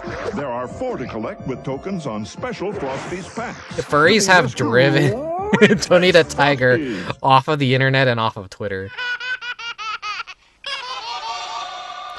I don't think I ever got that Sonic Yo-Yo. Cool stuff used to come in cereal all the time. Or at least be part of cereal promotions. You don't get shit anymore in cereal. Cereal used to be cheaper and come with cool toys, now it don't come with shit. Just call me Fox. I remember going to my grandma's house and seeing the cereal with Star Fox on it. And I was like, whoa.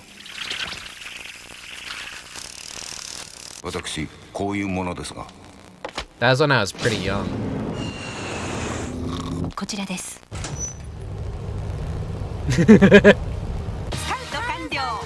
Saru Saru Getchu. Get you. I want to play Ape-Escape this summer if I can. I don't know why I'm hesitating. I did get a GameSir controller to fix the issues I was having with the Ape Escape in last year's Vorday stream. Because I had switched controllers since the last time I had played that stage. My Xbox 360 controller was doing a lot of weird inputs. And I basically like, alright, I'm gonna try a different controller and see if the problem persists. And yeah, no, it's the Xbox 360 controller just being dog shit. Played a superior British dub for Max Soul. Is the British dub actually better, or is it like stupider? I can't remember.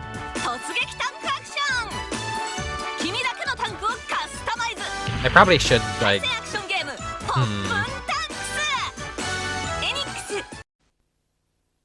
It's just the whole British, was it 10 less frames that prevents me from wanting to play a lot of European versions of games. When I played Gun Gauge, I kind of had no choice but to play the European version because we didn't get that game in America. So it's 10 frames less than the Japanese equivalent, so it runs a bit slower. I think it's much better, but people don't like British accents, so it gets heat. Okay. It probably is. It probably is like a really good dub. People are unfortunately just blinded by nostalgia. Sometimes me included. I am not immune to the rose-tinted glasses. Rose-tinted goggles, perhaps. By playing a lot of older games again in my spare time, I am like coming across things that I'm like, this is a little hard to stomach now. Konami. I was playing the original Parodius on the MSX, and it's such dog shit. It's awful. It's terrible. I found a game that's too unk even for me. And that was definitely before my time.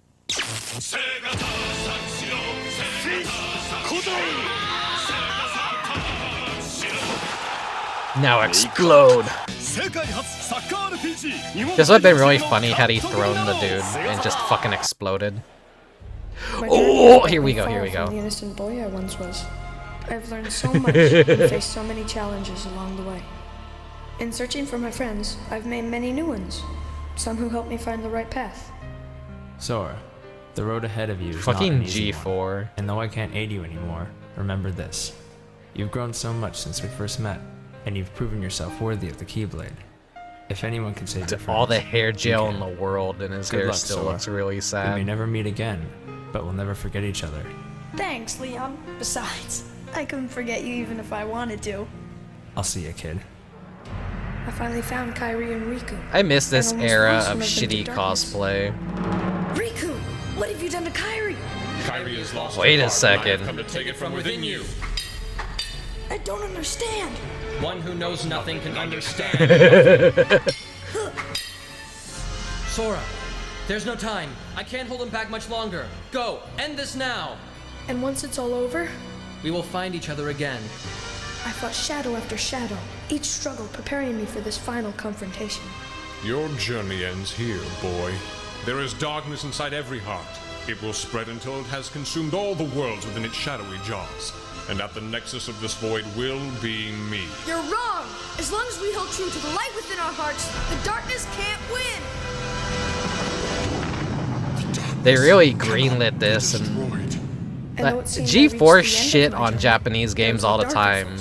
More powerful than the This kind of feels sabotagey to it. It is of no consequence to you. Step aside. But you didn't answer my Right, question. Sephiroth just comes toying out with and matters fucking you cannot mogs begin Sora. to comprehend. If you insist on this foolishness, I will teach you how to better choose your battles. I don't need lessons from you. Fucking. Anyway, OG Parodius is considered a technical marvel that it was running at all, but the MSX was not good at shooters. Everything's better played somewhere else. Yeah. The scrolling is like what fucks me up so much in that game. I have to be a shitter and play with save states if I want to play MSX Parodius. I am not good enough to beat that game the way that it was intended. But I've come to learn that I'm not the only one that thinks the original Parodius is kind of dog shit. It's just a technical marvel, but it's not necessarily a good Parodius kind of like finally started solidifying what made it good after Parodius Da. All the other following Parodius games were way better and more balanced. And did things that I liked more. I could play manual, but I do like to just be an auto power-up shitter. And Gradius is a series I can never beat any of the games of. This year for Halloween, this is going to be one of the games that I'm going to be playing. I really want to play Tecmo's Deception on stream.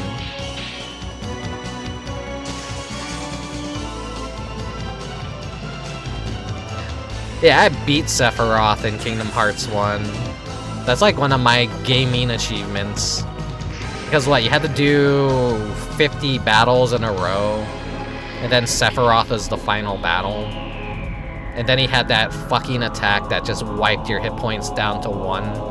And you had to basically have an elixir on speed dial to immediately heal, otherwise he'd finish you off in the next attack. Fuck. That shit was tough. You're not the pizza guy. But nowadays, he's probably the easiest super boss in Kingdom Hearts compared to the other shit they put in the game. I think it's just the fact that it has a gauntlet that made it so scary. If you could just fight Sephiroth by himself and not have to worry about doing another 50 fights, then it wouldn't be as bad. The SNES ports of Da onwards are really good. Yeah. I've played the arcade version, and then I think I relied on the SNES one to make it easier for myself. That means play Dr. Mario on Game Boy or NES. Commercials they could never get away with in modern times. It's a cool commercial, though.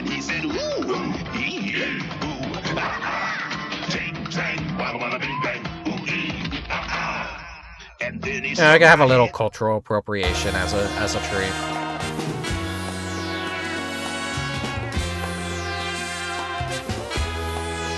Are we just gonna pretend witch doctors don't exist? You know? Witch doctors are fucking cool.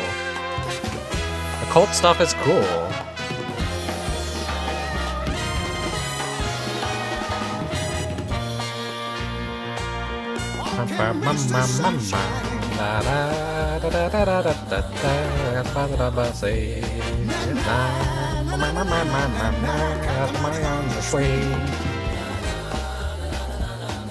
Yeah, not gonna sing along with it. You know I want to.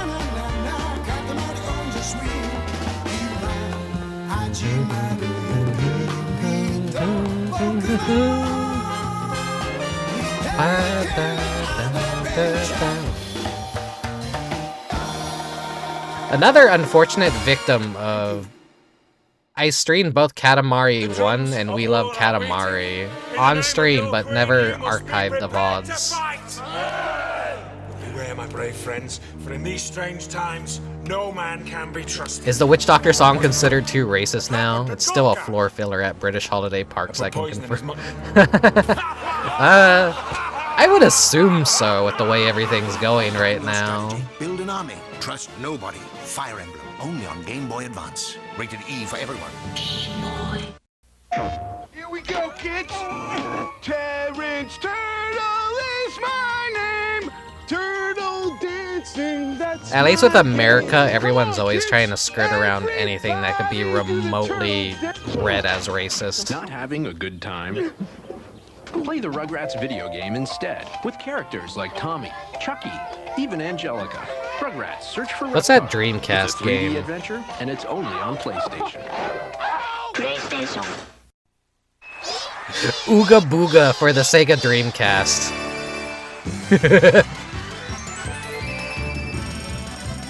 A game you could, like, not really get away with in modern times.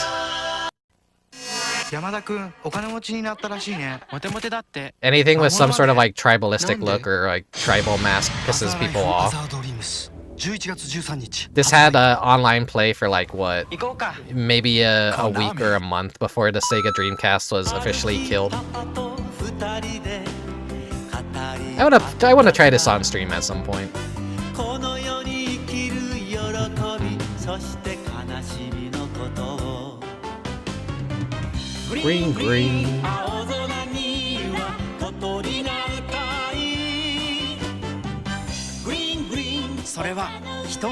I guess it's still accessible in that way that Zippity Doo Dah would be. Yeah, iconic Disney music, but with like origins that are controversial and people do not remember as fondly. Sometimes stuff gets detached from the source material.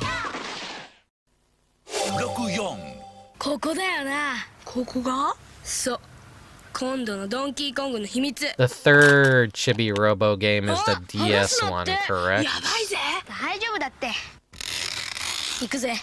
I'm trying to remember.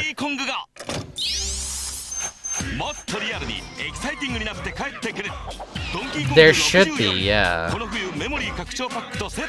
that like when there's like ghosts in the house and you're trying to exorcise them, I believe? That should have an English translation. I'm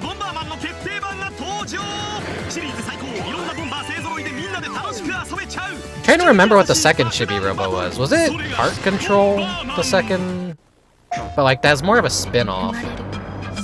Chibi Robo 3 would technically be... Chibi Robo 2 would technically be what would be the third game.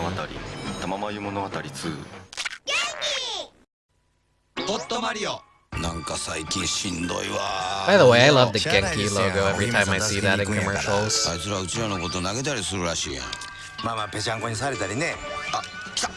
Hotto Mario.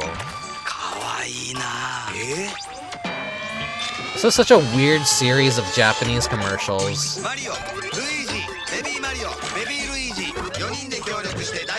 Everyone always complains about Chris Pratt playing as Mario in the movie, but I'm just so used to all kinds of different voice actors having existed for Mario. We have Lou Albano, we have a Hotto Mario, we have the... We have the Charles Martinet Mario, which everyone knows, and is kind of like the official Mario. But Mario's always had a very odd kind of existence. It's not as static as people think it is, in my opinion. So that's why I'm fine with it. I don't think Chris Pratt is the worst Mario ever.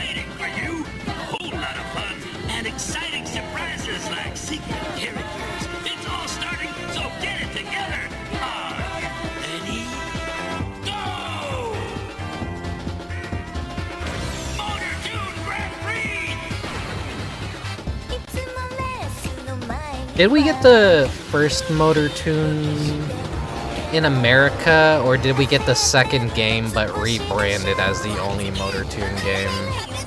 That's what I'm trying to remember.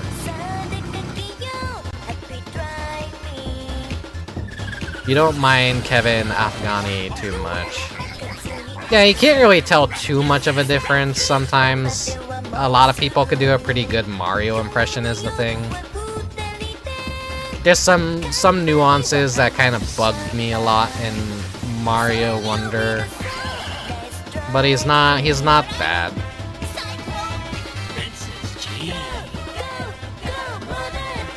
We only got the second, but the first is in English.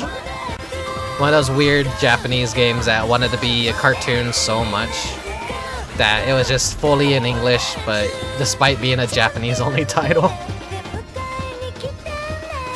I love the squatch and stretch effect that the cars have. Video game graphics just need to be like this again, because you could do so much fun little experimental shit with them. Like, oh, we could make the cars just stretch and squash and like deform with, was that Vertex Graphics? It's like the same stuff that the Crash Bandicoot games used. You try something like that with modern model graphics and they don't look nearly as good. You have to have more of an artist touch and like an artist's intent behind it. What is it? Unwell is something I'm really excited for. That's doing the rubber hose stretch and squash kind of style. Yeah, they got some really good artists working on that game because it looks fucking fantastic how the characters squash and stretch out and animate. It's a game that I'm really looking forward to whenever it's finished and comes out, which might be in 2027, maybe. Super Mario Brothers number 2 for the disc. I suck so much ass at Japanese Mario too. I think even Nintendo kind of knows that Mario 2 is really just not good. The American Mario 2 is just better. Did you guys know that the Doki Doki Literature Club is actually Mario? More games sold separately. Rated E for everyone. Into the Unwell, yes, that one. I think it might be included in the reel, so there's a possibility we could see it, but no. Maybe it's a part that I took out of this stream in particular. Did you know it's actually called Doki Doki Literature Club in Japan? In that the bushes are actually the cloud sprite but turned green?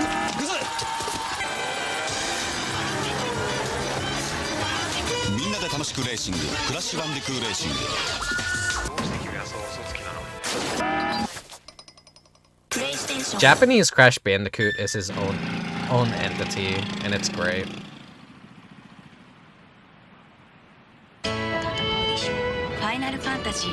Kind of weird to think that Japan liked Crash Bandicoot as well. Maybe not as much as America, but enough for Sony to be like, yeah, he's our mascot over there. Because it was a Peepo Monkey, it was Chocobo from Chocobo Mystery Dungeon, it was Crash Bandicoot, Parappa. Fuck, what's the little white cat's name? Toropun?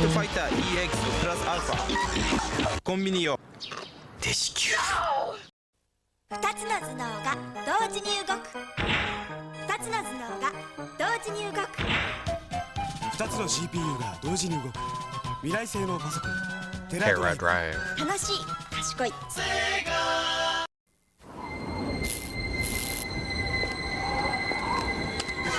Oh, I like how for the Switch 2, Nintendo made a quote-unquote remake of this commercial, and it was so dog shit. It was fucking awful. The games of Super Nintendo.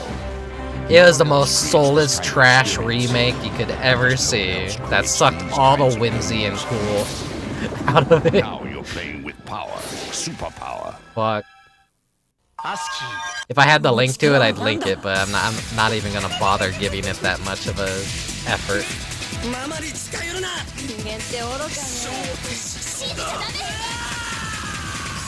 It's like all them looking at a giant screen in the blue misty set, and then in the remake version, it's just they're sitting down in the typical Nintendo living room, just staring at a TV and showing off the.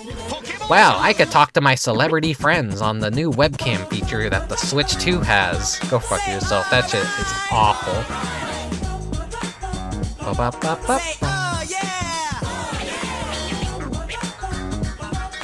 What you gonna do?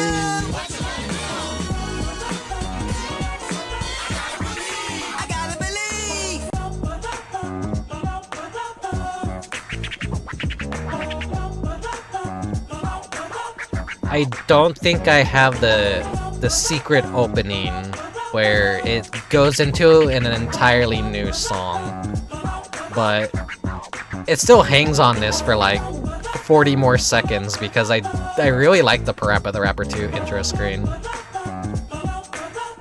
I don't have too many attract modes or title screens in the BRB playlist, but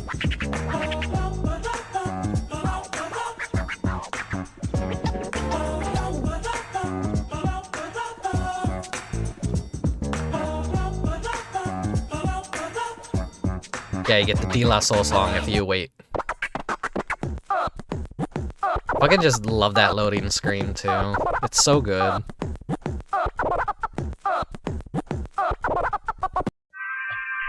Why it wasn't the main theme is anyone's guess. Yeah, kinda.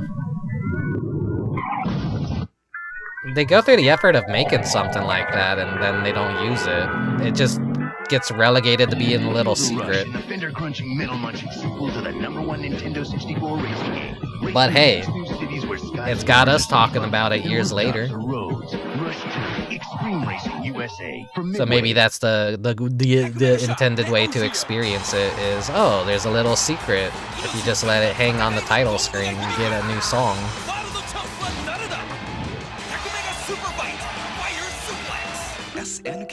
SNK. あなたがいたずらを仕掛ける。適当に座って。もしもしねじくん、ドタキャン最低。ねえ、今の誰？こうなります。Donald's going quackers on video games now. You can save Daisy from the evil Murloc and control Donald's explosive temper. It's non-stop wacky quacky video game action. Rated E for everyone. I never got to play this game, but it looks like a serviceable Crash Bandicoot clone. There's a lot of games that were trying to basically be clones of Spyro in Crash Bandicoot. What is it? There's like a Sabrina the Teenage Witch game for the PS1 that's essentially a Crash Bandicoot clone, and it looks hilarious. Here we got the most like unfortunate party game. I really want to like Sonic Shuffle. There's just things about it that suck so much ass. It's kind of weird they would get the same people that made Mario Party to make a Sonic game, and it just wasn't as good. Like, it really feels like Nintendo sabotaged them. Like, hey, we'll just pay you more to make this Sonic game worse in every way.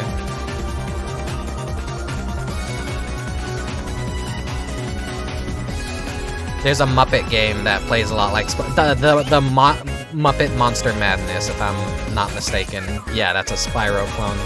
Looks like a fantastic one, though. Who doesn't love the Muppets? Sonic Shuffle is bad because it changes too much. I didn't like the battle system was cool, but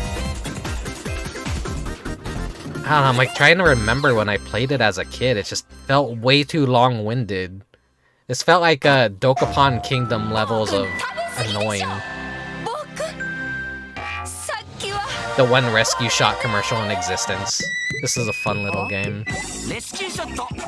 That's one of the games that I played this year. Not really a whole lot of games that I played this year on stream, but that was definitely one of them. The Scrimlow. Use the gun con.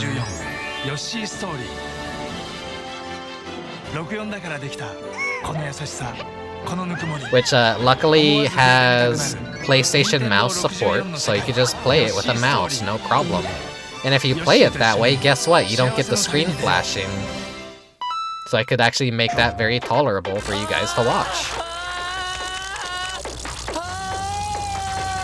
The card system was cool, but everything else sucked. Especially because the game could just go on and on with no minigame. Yeah, it wasn't really focused around the minigames at all. Tetris 2.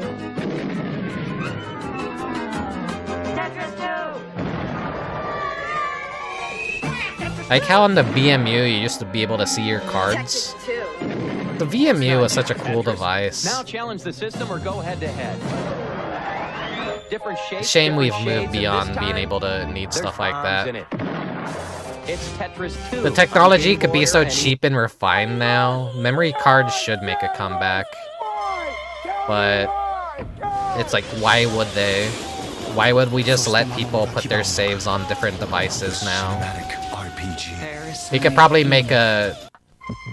We could make a memory card that could fit a save file for the entire PS2 library on one card. But yeah, no, we've already just moved past that technology, so why make it? Kinda sucks. It sucks to think about. Life could be so good. This cool technology we love just... it's gone. it could have gotten so much better. But something like Tamagotchi still exists. They're still making Tamagotchis to this day. There's a demand for, like, I guess, quote-unquote, inferior technology that just suits a very specific niche, but no one wants to, like, step up and make that kind of stuff. Does that make any sense, what I'm saying? Let me drink some RC Cola.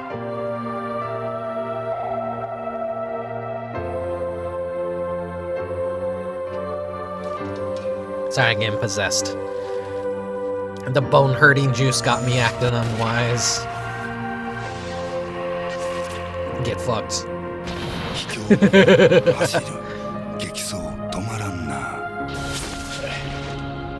I think that game, I forget the name of it, but I think it's based off of a band. It's a weird little oddity of the PS1 library. Anyone could have a PS1 game. It's really weird. They say there's no reason to be afraid of the dark.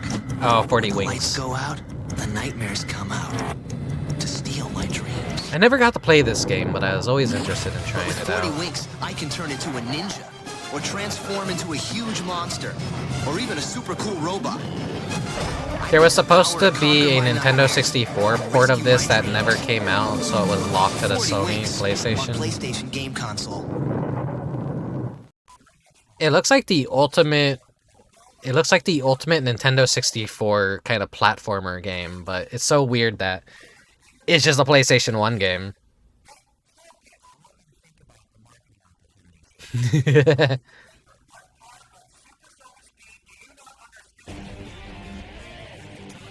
That's probably considered animal abuse nowadays. A microphone pointed directly at a hedgehog screaming into it.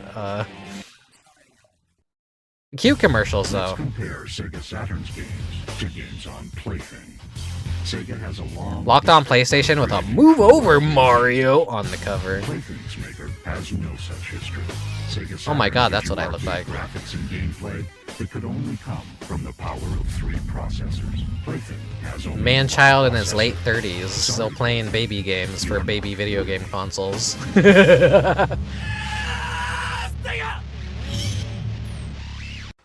GameCube. Like, I really need to branch out the styles of consoles that I play. I'm an old-as dirt gamer. I need to play more Super Nintendo stuff and NES stuff, because I grew up playing those consoles. It's just a lot of the stuff that interests me ends up being on the PlayStation or Dreamcast, or PlayStation 2.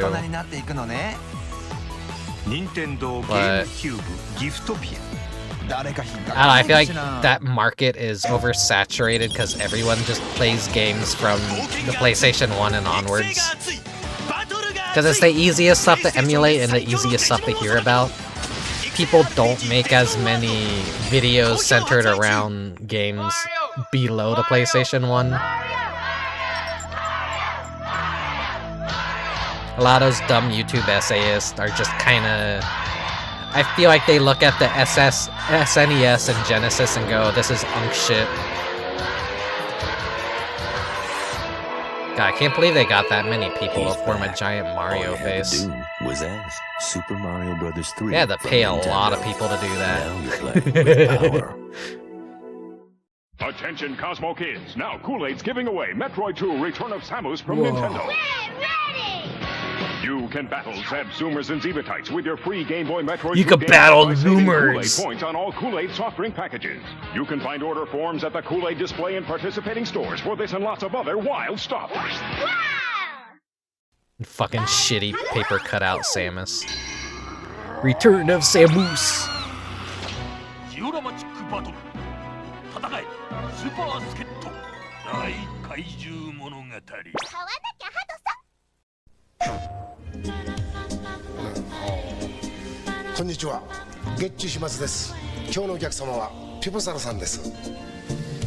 There's something so serene about these old PlayStation 1 and 2 commercials from Japan. They all have that weird, like, kind of yellowish tint to them. They're always in little tatami rooms. They always have like a very sweet summer vibe to them. Ever since the release it creates a weird place of longing. With a rash of injuries involving people with pink hair. I have with me now a Dr. Here's another Phillips. Klonoa, no, not Klonoa, a Toomba commercial. Heroism, saving people from burning buildings, pulling cats out of trees, all because of that crazy hair. There you have it. Back to you in the studio. Just because you've Those Ape Escape guys are everywhere. got the power. Rated E I don't for have every single Ape Tomba Escape 2, the commercial evil from swine Japan. return. I need to work on just finding all those in the best quality I can and reintroducing them back to the library. There's an entire like story arc of this kid who doesn't have a father, either divorced or something, and him and his mom meet a people monkey, and his mom falls in love with the people monkey. So people monkey becomes this kid's his new father. And then it ends with Spike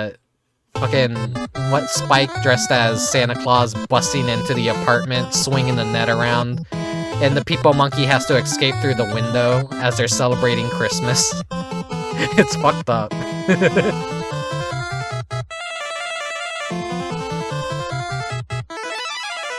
This is always such a fascinating commercial to see, because it's just them working in an office. Yeah, Final Fantasy 2! We're making it!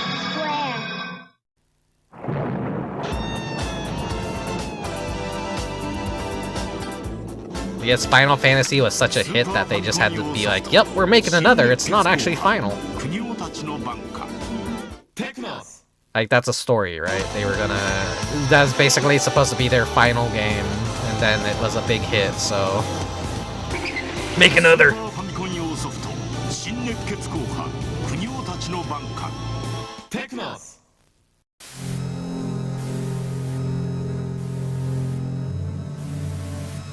Oh, Mr. Mosquito, too.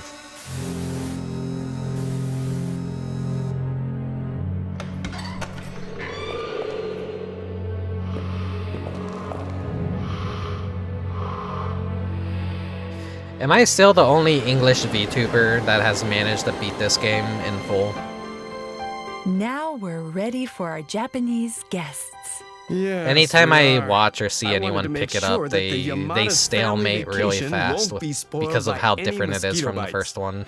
With this much insecticide floating around, no. You 100% have to have a translator on hand and we can live without or fear or a guide discomfort. to be able to play this. Hey, I think we should. Which is very unfortunate. They should be arriving. You're right. The first Mr. Mosquito worked so well, and it had a simple gameplay. All right, ready? And this one really just changed it up. It's like the open world of Mosquito games.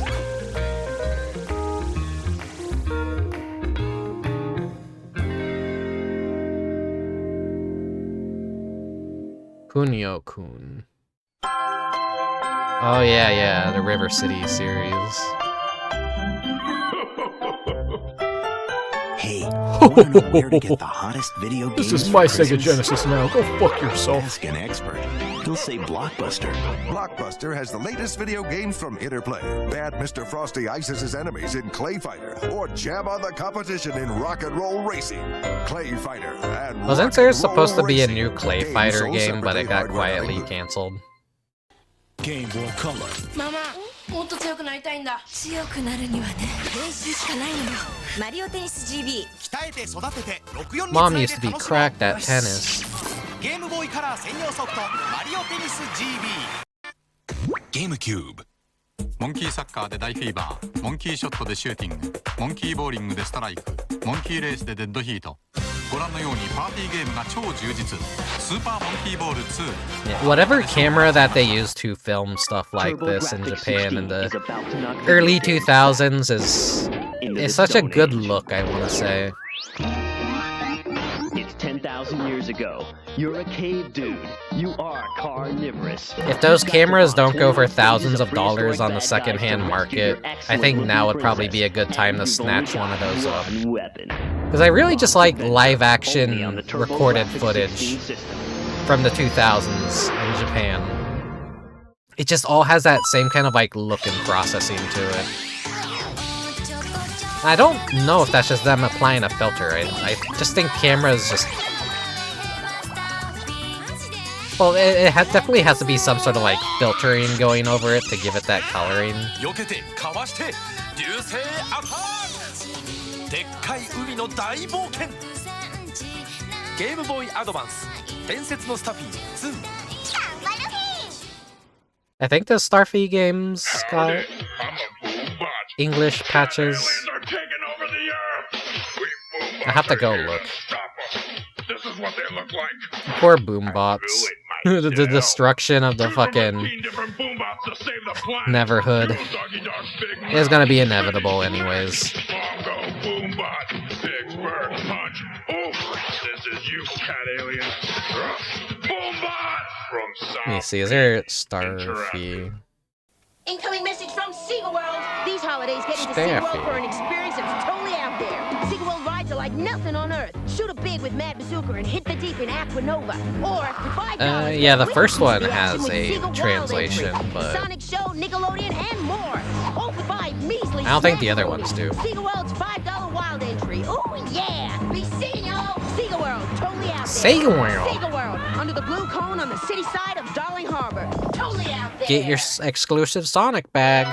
We've equipped the Nintendo Entertainment System with the first interactive video robot, the first light-sensing video gun, and the largest selection of video game hits. The result?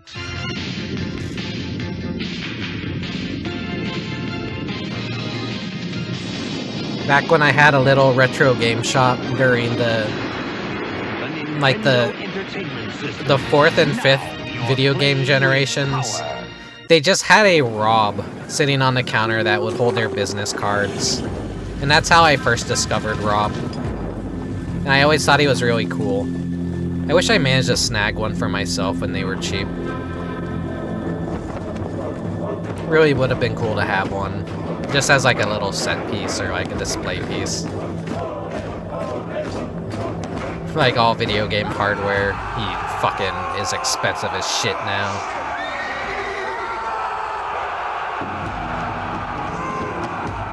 In the time that I haven't been streaming though, I have been going through a lot of commercials and padding out the archives a little bit more.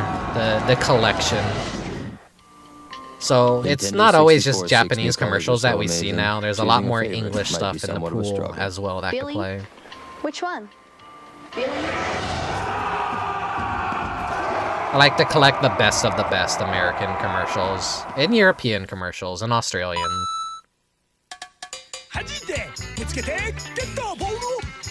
It's been too heavily Japanese stuff for the longest time, but, you know, it's not my fault that Japanese commercials are just the best.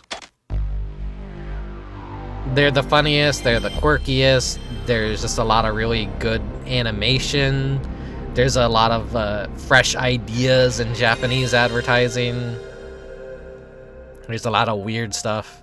American commercials has its fair share of weirdness, especially in the 90s. What was it, the Yoshi's Island one where the guy gets big and fat and then fucking explodes in the restaurant and everyone gets covered in slime? Fucked up commercials like that. But it's like, for every one of those we got in America, there were a bunch of cool Japanese commercials that we had like 20 of.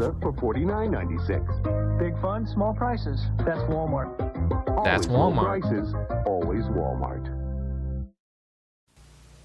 おばちゃん、これ見てこれ。おお、ハイラルの紋章。 To the Zelda universe with you. リンクが16歳の時、左手の甲に紋章が現れる。これこそが真の勇者の証。アクションロールプレイングゲーム、ゼルダの伝説パート2、リンクの冒険。 I still don't like Zelda 2. I'm a Zelda 2 hater. It's hard to play. It's just funny because there's people out there that really do like Zelda 2, and I just don't see it.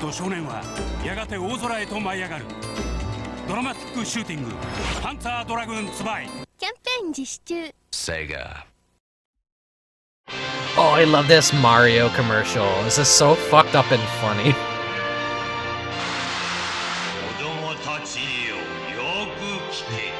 Just the object Mario and a UFO slowly turning and sending down little Mario Curry prizes to kids trapped on a roof. And he just fucking flies away in his UFO. What is the tone of this commercial? It's so ominous. The Rhythm Heaven commercial with Beyonce? I don't think I have that one, actually. I know that one was memed to hell and back as being such a stupid-ass fucking commercial. And it is stupid. It is a dumb commercial.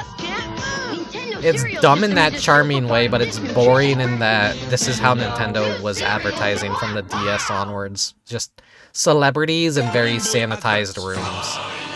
But it's just Beyonce making that funny-ass face when she's playing Rhythm Heaven was what made that commercial good. She gets the most horrified expression on her face if you freeze it at the right moment. I'm not a Fire Emblem fan either, but I've tried to get into the series. But this commercial is still cool because it's like they have a bunch of hired actors dressed up singing the fucking song.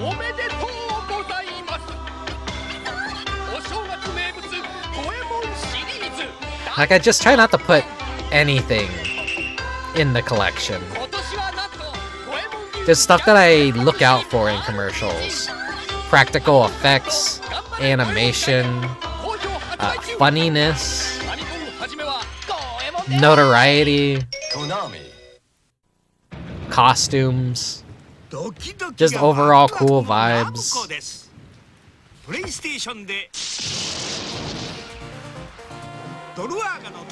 I'm a weird person that kind of likes being advertised too. The thing is, modern commercials all suck dog shit. All advertising firms are fucking dead at this point. Old advertising firms actually tried with their advertising. And I think all these are pretty much art pieces and very interesting pieces of video gaming history. It's a snapshot into the taste of the consumer at the time, and just kind of a free reign of a technology that was still kind of young and in its infancy. People at some point in history were trying to get people to buy video games. Now they don't have to try, people just buy video games. That's the problem of why shit's so boring now. You don't gotta make it fantastic, you don't gotta make it mystical like it's this new, cool, fresh thing. People will just go out and buy a video game from name alone. They don't need this stuff anymore, which is unfortunate.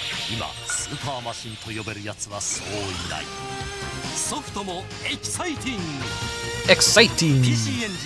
PC Engine. GameCube. I need to check out the Namco Museum collection at some point. I tried out the MSX collection, but emulators don't really like that a whole lot. Oh, the song that they have in this commercial is the anime intro for Beautiful Joe. And it's the ultimate never kill yourself song. It's so good, I love it.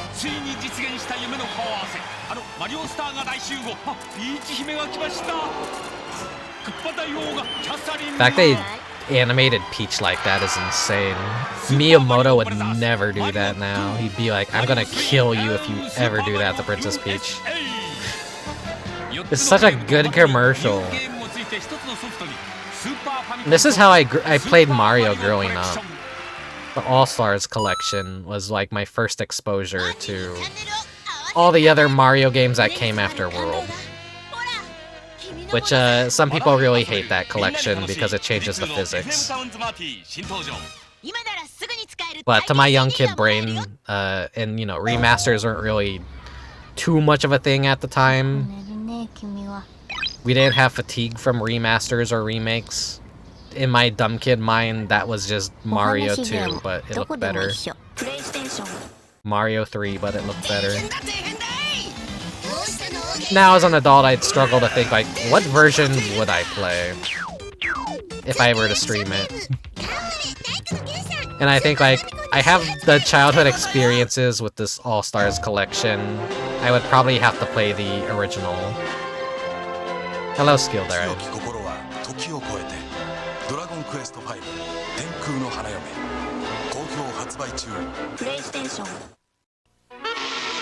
Oh, here's Choro Q.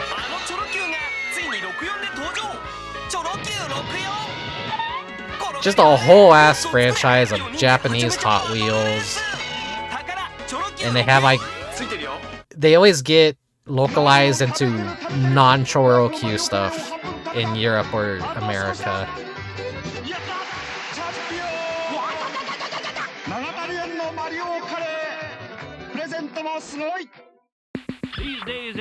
If I was a kid in Japan, I would have been hooked on curry, thanks to Mario.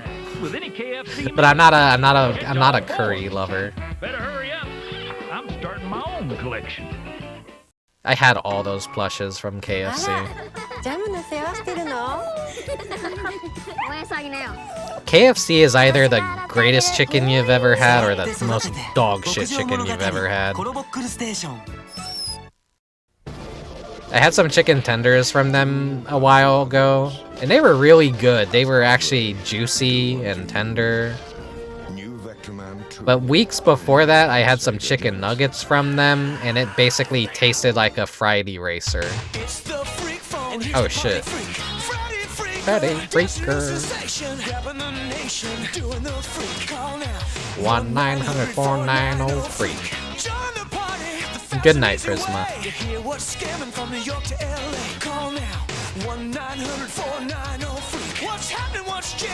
I wonder how many people have called the Freddy Freaker line.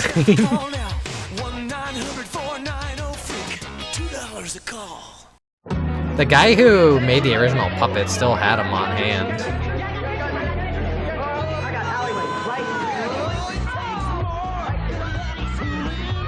So, Freddy Freaker has lived, but he's in pretty rough shape.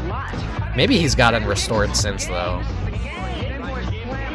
Thanks for streaming. Sorry it wasn't a cool video game or anything, but hey, we're just here. We're just here watching commercials. Maybe something else later if I feel like it. Spyro is back. He's every dragon's hero. He flies, he climbs. I had a Spyro snowman commercial. And he breathes fire everywhere. What was it, like Spyro 2? Everyone loves Spyro. Don't let that innocent little purple dragon fool you. He's one dragon you Yeah, it's like the don't wanna snowman mess for with. Spyro 2 and the sheep animatronic for Spyro 1. They like had consistent advertising only characters for certain games. This is a commercial I recently added to the collection. I had never seen this one before. But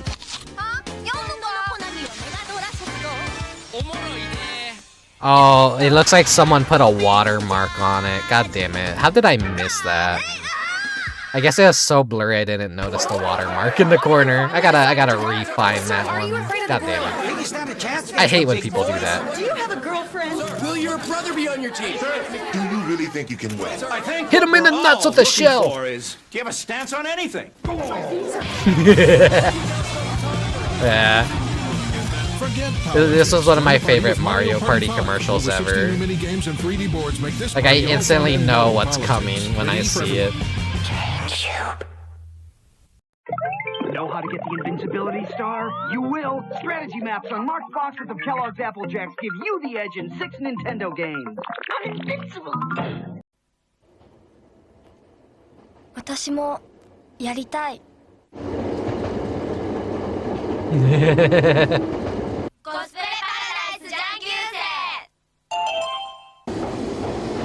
This is one of those, oh, it's weird and also funny, the typical, what the fuck, Japan style commercial. Oh, One Piece Mansion. I have a physical copy of this. I need to play it on stream sometime. Uh-oh. I probably need to re-grab this advertisement because something probably went wrong. Do I have the creepy baby PS3 commercial? I still can't remember if I got that one back.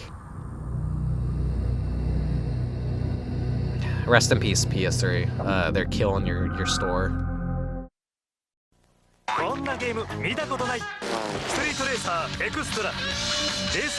I hear this game is kind of dog shit. But it's got such an intriguing little style to it. It's like we got Twisted Metal at home. Buddy is a retriever, and Kirby is, well... Oh yeah, that reminds me that Console Wars book I was reading has anecdotes about some of the making of old Genesis ads. Basically, all of them were fuck Nintendo, have attitude, have the fat kid at the park playing a Game Boy, have him see a dead squirrel, pick it up, hit himself in the head, to start seeing colors on his Game Boy, and that's what they used as a Game Gear ad. Sounds insane what I just said, but no, that is a commercial. They just display a Nintendo fanboy as a fat chud playing a shitty video game console with no colors at the park. Picks up a dead squirrel, hits himself in the head, and that makes him see in tie-dye. That's what I love about these, like, they're so mean to each other. They're just, our competitor sucks ass. We're better. Advertisements need to be like this again, honestly. It's a whole lot more for less. The Neverhood. Something I would like to play on stream too. But then I think, what new could I add? Because so many more popular people have played it that it feels like it's kind of retreating the same shit everyone has already seen a million times. And that's kind of why I don't play a lot of first-party Nintendo games. Because, like, yeah, what could I do to play Mario 64 or a Zelda game that you haven't seen a million fucking times with worse commentary?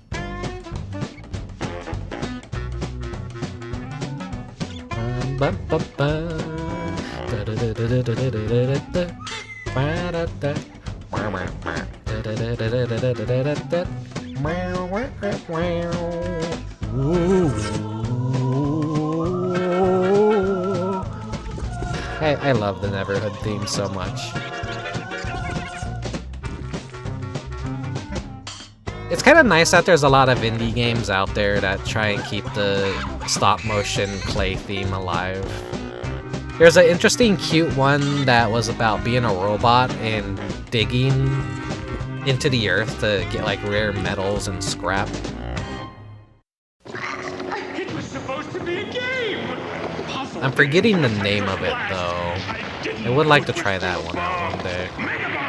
But there's just too many games. Not enough money or time. Where'd everybody go? Play it loud!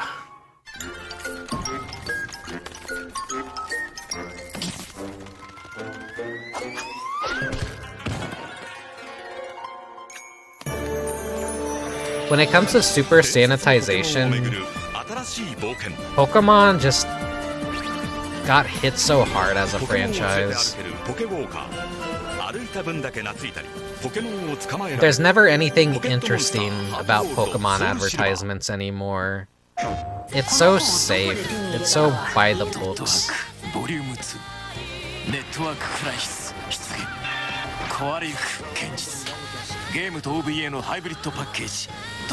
I really need to play the Dot Hack series before the new game comes out, to prove that I'm not just a fucking tourist. But I figured by drawing IMOQ, by playing IMOQ, you're already proving you're not a tourist. Because when you say, oh, I love the Dot Hack games, a lot of people go, oh, I love Dot Hack GU as well. Those were so good. I'm like, no. I'm talking about the original 4 games. There's already a generational divide on the PS2 software. People that played IMOQ and people that played GU. The original 4 games are very rough and not everyone's cup of tea. Who had fought against his enemy for his lover. Mega Drive, Furious. But so many people were excited for the news of a new Dot Hack game that I feel there was a lot of people just LARPing that have never touched a Dot Hack game in their entire life. They're just like pretending to be excited.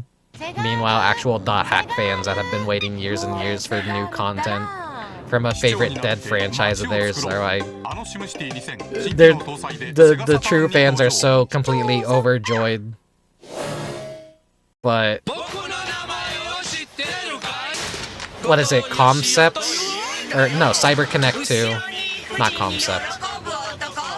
They just know their audiences are very niche and they rather make furry games. You know, the Little Tail Bronx series is their bread and butter. .hack kind of takes a backseat. Suspiciously wealthy furries control the world.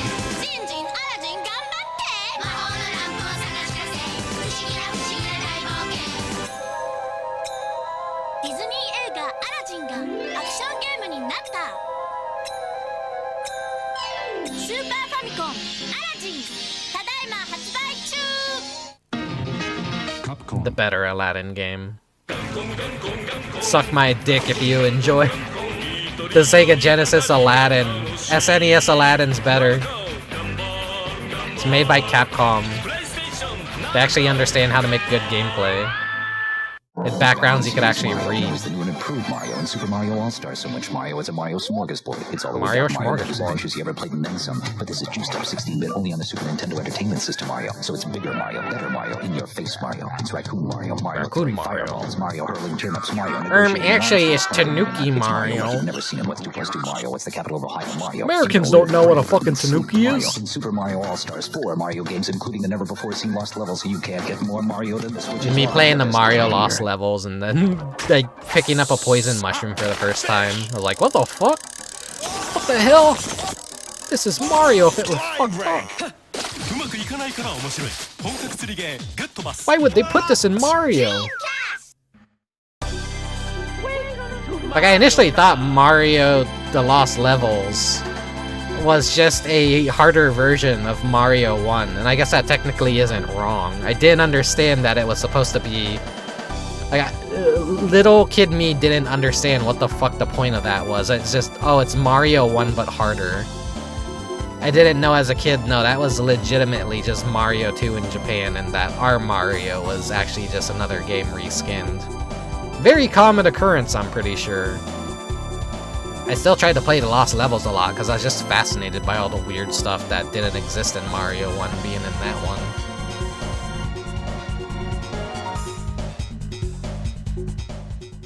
Yeah, OG Mario 2 and the poison mushrooms look almost identical to regular mushrooms. So fucked up. Like, Mario 2 just felt like it was made by people that hate you. I've never been a fan of Kaizo Mario hacks or whatever they're called. Let's just take something that's fun and casual and make it cock and ball torture. It just doesn't appeal to me whatsoever. It only appeals to like the super sweaty hardcore people that know how to abuse and manipulate the system to its core. Oh, that's right. Excuse me. Florida with that. Don't talk to my wife that way. Talk to any way I want to. Excuse me. You know, you're not even relevant. I've got to say. Forget what this is an advertisement for.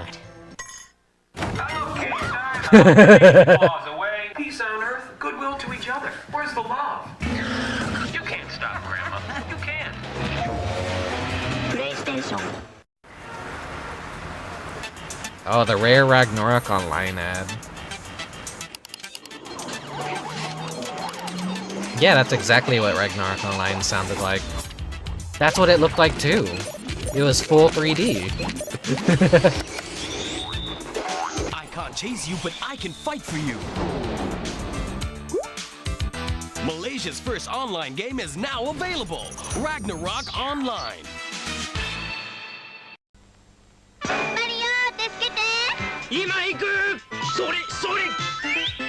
Mario Curry.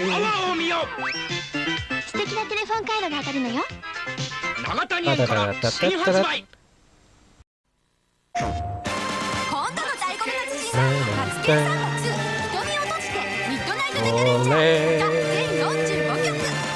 パパパタパタ。プレゼントにも。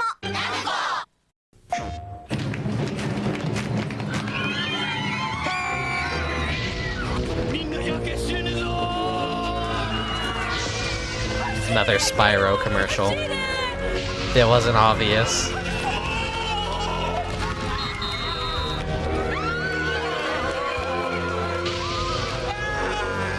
Spyro's back. Can you take the heat? Rated E for everyone. American game commercials are always in such very rough shape. Sadly, a lot of them do end up being AI upscales just because the nature of it, they weren't preserved very well.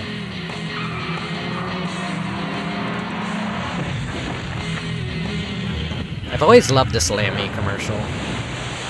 There's a new rock star in town. There's a new rock star in town. PlayStation. I said clean up your room. This isn't a game. Son, the yard's not done. You think this is a game? No way. But this is. Blockbuster Video gives you more action. More challenges. Oh yeah, how many files exist in the media archive? Last I checked, it was... Blockbuster Video, where the challenge never ends. Yeah, no. 2,835 commercials.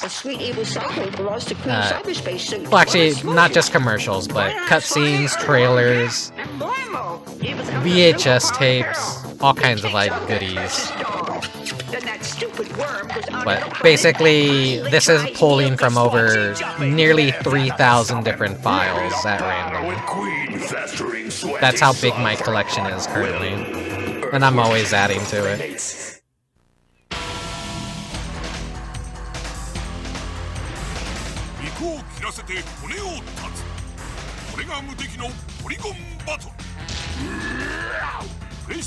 Hello, Dubious.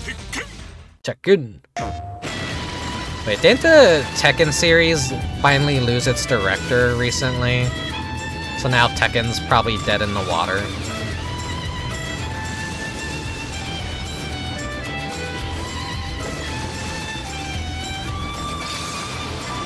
That sucks. We lose yet. Main one's left. Yep, we lost another one. Gaming has gotten worse.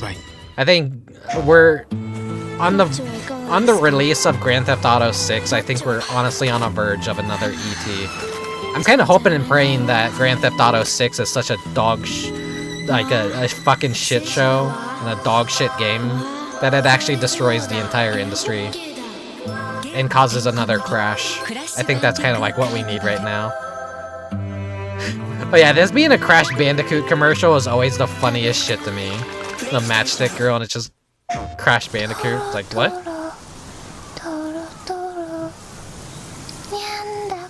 Oh yeah, I was wondering his name earlier. Toro-kun. The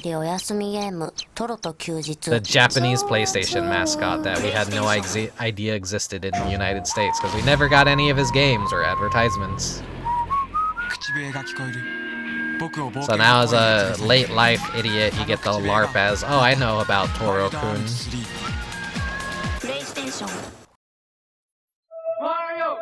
Mario! Mario!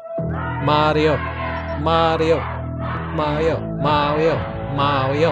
Mario! Mario! Mario! Mario! Mario! Mario! Mario! Mario! Mamma mia! We already seen this one. This might be a different cut, though. 1, 2, and 3. There's power in numbers. Nintendo. I honestly can't remember. I wouldn't put it above myself to be dumb enough to have the same thing twice. Alright, is this the American or the Japanese version? If it's Japanese, it'll have lyrics.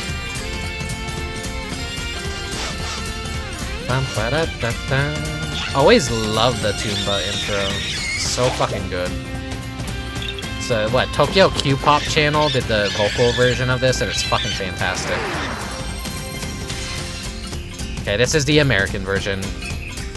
There's no lyrics, but if you can listen to the Japanese version of this song with the lyrics, listen to it. It's fantastic. The remaster that they released on Steam and all the modern consoles, they were gonna replace this song with like something that they originally composed, but I guess they didn't actually go through with that, because enough people said, no, we like the original theme better. Don't replace it with this generic caveman music. It loses its charm. Preserve the game the way that it was intended to be played. And they actually listened to the criticism. Like, it sucks that they got the original composer of the franchise to make the new song that was supposed to replace this, but... So I haven't played the, I guess, port. I don't want to call it a remaster, because they don't really remaster shit. It's just more of a port running off of an emulator, I guess. But it's official. Oh yeah, that fucking weird Link Between Worlds parody of the original Zelda song.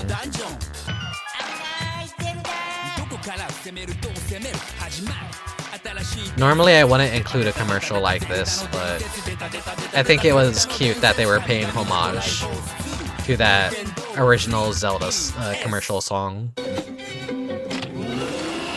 Oh, this one's fucked up. To this day, I still don't understand why Rayman ever took off as a beloved video game scrimblow. Because the first Rayman game is honestly dog shit. It is like prime Eurojank, but it just had such great music and a great style to it. Even though the game itself was like brutally hard and very not good in my opinion. You want to see something really cool? Check this out. But I guess like everyone's fondness for Rayman just comes from Rayman 2 being the better game. That it's the Gex syndrome. No one played Gex 1, they only played Gex 2 and 3. Same with Rayman. They only played Rayman 2 and 3. If they played Rayman 1, they probably got the music rolled and got filtered. Because that's where everyone gets filtered. Change the system. No, he's not the mascot for Ubisoft. Ubisoft could give a less of a fuck about Rayman. Anything they do with him is just them trying to be relevant, I guess. They treat their own mascot like shit. That's what the entire Smiling Friends episode was about. I got the heart and smarts to play the part. Down with Zelda. Creeping through with an overhead view, cause a man's gotta do what the man's gotta do. So I stay on track, collect the facts. Hello, Dahlia. Never cut the slack, and I always watch my back for jacks. Down with Zelda. Yeah. I'm the man with the plan, cause the power's in my head and the power's Yeah, just have a man rapping and then put Zelda footage in the background. But it's such a cool like set design and concept for a commercial, despite being so kind of boring.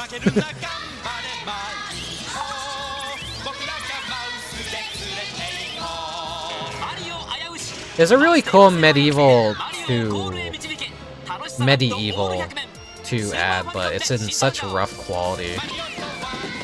I don't know if I was able to actually put that in the reel or not. Actually, no, not in a reel. None of this is a part of a reel. They're all individual files. I hate when people put shit in a reel. Hey, every other streamer and YouTuber and Vtuber that has a retro video game commercial screen, I could tell when you're using a fucking YouTube playlist or a compilation. You aren't collecting that shit yourself. Weird thing to be a little elitist about. It just bothers me though. It's like being that one guy in the Discord who links the fucking the one album with the beagle for the cover. And like, whoa guys, listen to how good this album is. And everyone's like, yeah, we've heard this a million times. We know about the album. Hello, fat chud. Hello, diabetic cat. Sat on every spike. And busted every block. Good. Until the game was ready for Kirby himself. It's ready. I'm trying to find what I was just talking about. 君の青春を鍛えるそれがジャスティス学園よいつまでもこの学園には青春のすべてが詰まっている燃えなさい私立ジャスティス学園人気沸騰中カプコン Oh, this is I love this commercial. It's so good. It's like in there in my favorites of all Japanese commercials. The cute claymation. Going through all the different stages of Super Mario Land 2. It's so whimsical.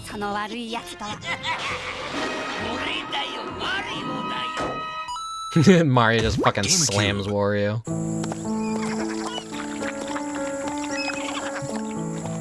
But yeah, imagine you're in a Discord and someone drops this in the music channel. We've all heard this album. We've seen this album a million times. That's what it feels like when someone has a commercial reel and they're just pulling from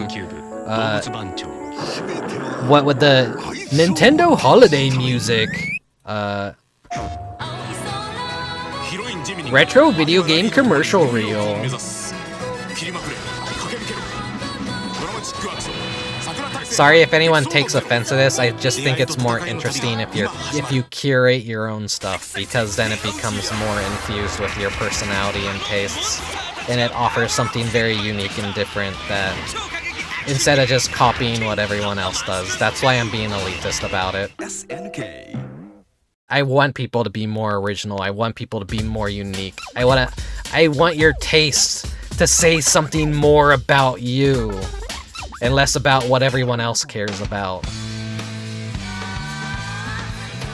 Yeah, this is just a whole ass milk can music video.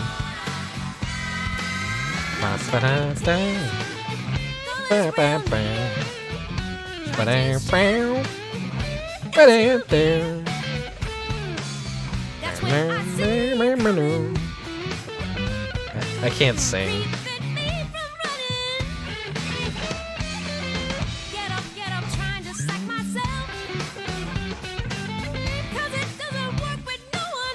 Rick karaoke stream never happening because I can't sing. No one should want to hear me sing. The most I could do is kind of like just mash the instrumental.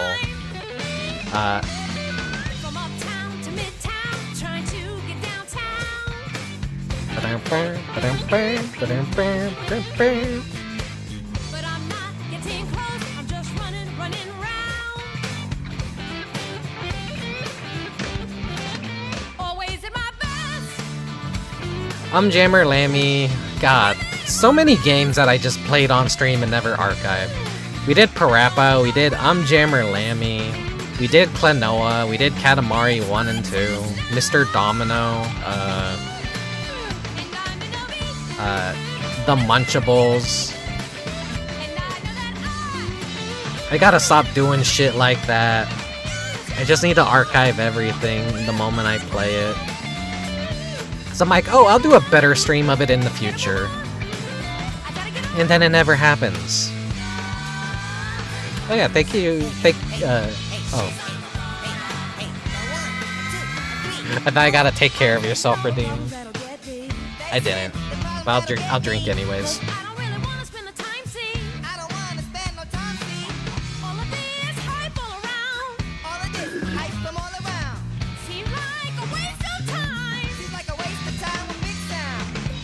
It's nearly been 3 hours of this shit. I'm surprised you guys are still entertained. The world's longest commercial break. You remember being a kid and it's like, stop with the commercials already, get back to the cartoon I was watching, let me watch the movie. And now I'm the kind of person that'll just watch commercials because I think they're really cool. I think whatever's like actually airing on TV now just sucks so much ass that I'd rather watch commercials from the 80s and 90s.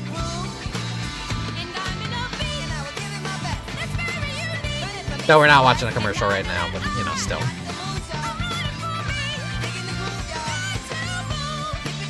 Got to.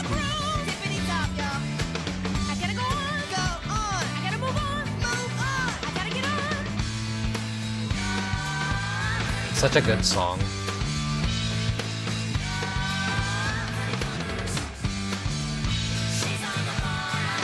Sadly, it feels like I'm cutting corners a lot more lately, just being lazier.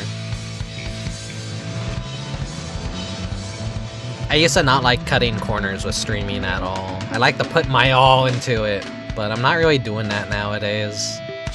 It's too much. It's too much. My 4th anniversary stream is coming up in like 12 days, I think. July 19th. I don't have anything special planned as per usual. I don't change. I came. That commercial gets me every fucking time. I came. Oh, speaking of Parodius. Parodius. Parodius da.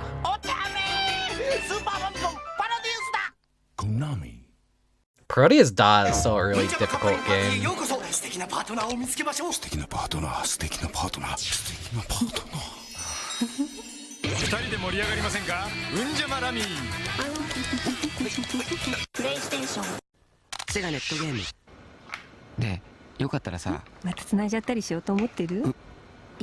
The sexual connotations of this.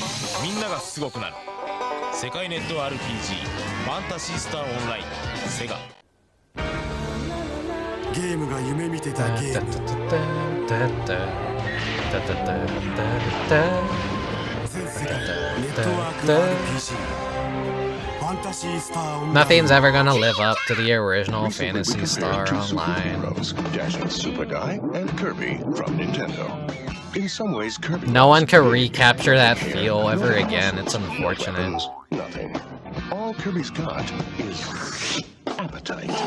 Kirby's Dream Land, the thrilling adventure game on Game Boy. Kirby munches, spits back, and floats, saving glorious dreamland. This was my first Kirby game, by the way. I was a Kirby player since day one, basically, which is funny to think about. They didn't even know if he was pink yet. He was just pure white.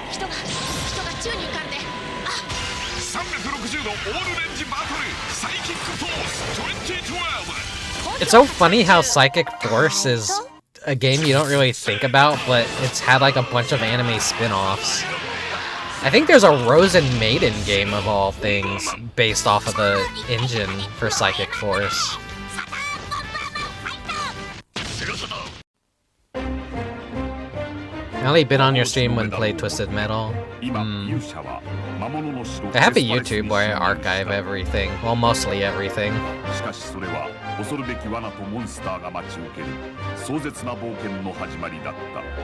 I don't show my YouTube enough, though. But everything's there if you're interested in following, or if you have anything that... I work very hard to archive as much as I can and timestamp my VODs and show you guys what I think are cool and unique and interesting games.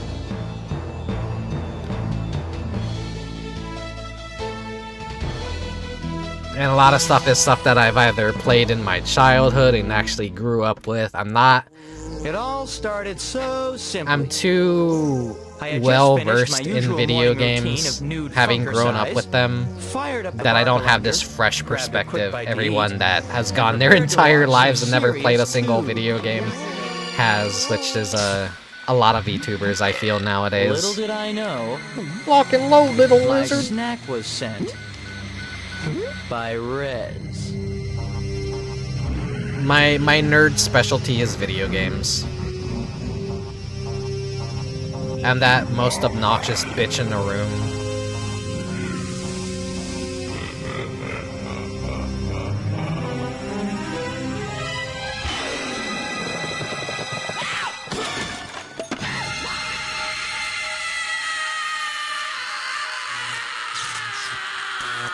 I still think this intro is like the coolest shit ever, to be honest. It's a really well done intro. I was like, whoa, he's being pulled into the TV, like the music spike and everything when the fucking claw reaches out of the TV and grabs him. It's all so well done. I still really love that cinematic. It's mysterious, it's dark, it's a little gross, Gex is just cool. I think he's a cool video game character. I don't care that everyone's poisoned by irony and thinks Gex is some sort of stupid meme. I know all those people got their fucking opinions from VTubers and YouTubers. They've never actually played Gex themselves. Well, it's all up to you. That's the power of arms. Blow. Shoot. Slash. Speedy dynamic battles with one enemy. Speedy dynamic another. battles. The showdown of your dreams. Destroy the enemy and win your freedom. Now on sale. Project Arms for PlayStation 2. Never got to play Project Arms, but it looks interesting. I've heard of it. Sorry, I was checking out my phone. Konami. Konami. 勇者よ、時間がないのです。たどり着けるか、命のつぼみの国へ。ネオコミュニケーション RPG。ダウンザワールド。 Voici le Super Game Boy pour votre Super Nintendo. Pour jouer à mon jeu What's his name? à tous les jeux Game Boy. Susumu Matsushita. Matsushita. Susumu. It's always interesting seeing his art. He did a lot of like Famicom covers, and he's got that. He's the artist for Motor Toon Racing as well. I mentioned playing Willy Wombat. He did the art for that game. I think he's got like a cool super, what would you call it? Retro, it's anime but Western cartoon fusion. I was watching a YouTuber just say his art was dog shit, and I got so pissed off and offended when they were just like ragging on his art. I'm like, what the fuck, kill yourself right now. It's got a cool iconic look to it. I like how he draws characters.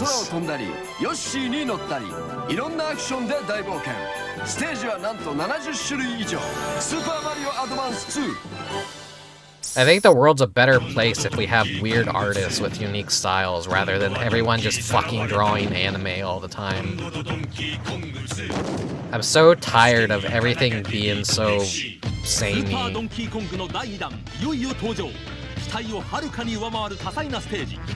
That person is extremely wrong and stupid.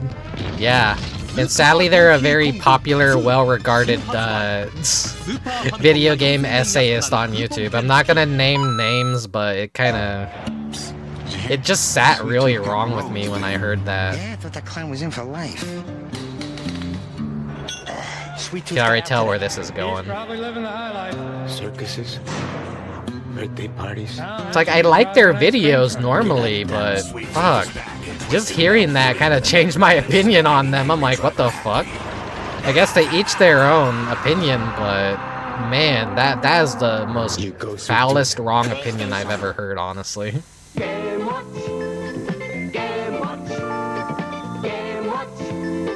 I just remember watching the rest of the video and just being really upset the entire time. You can't pretend you can't fucking LARP being a retro enthusiast and talk so much shit about something in such a nasty way, I guess.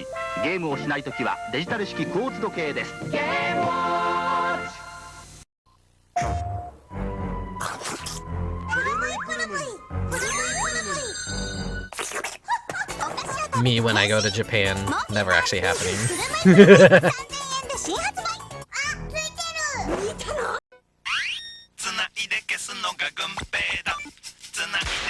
Rick, I just aged 40 years with this Game & Watch commercial.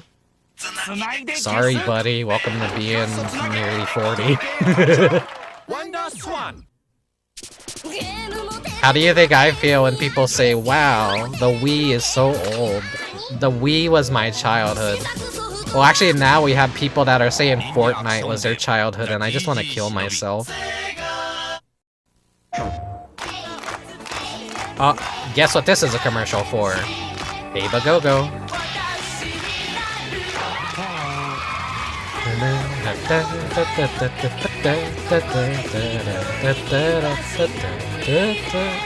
This is another one of those, like, this is up there. My favorite Japanese weird-ass commercials.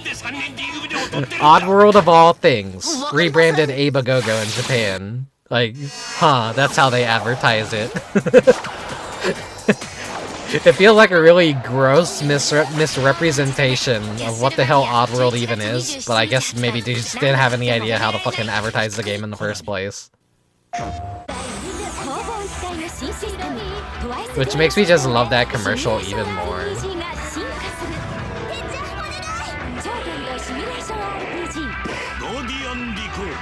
It's gonna be really interesting to see which of these commercials gets flagged on YouTube. Because I am uploading the stream to YouTube later.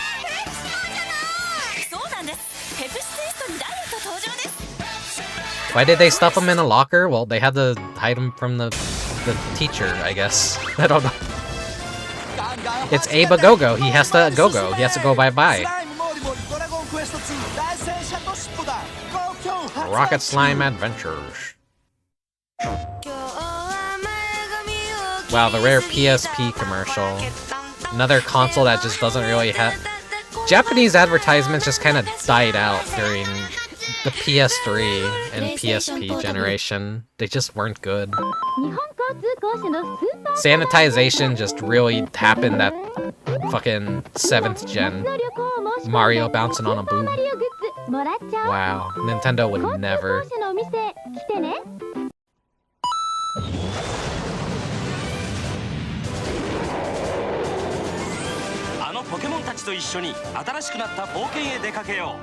Yeah, Japanese Pokemon commercials just kind of ended up being...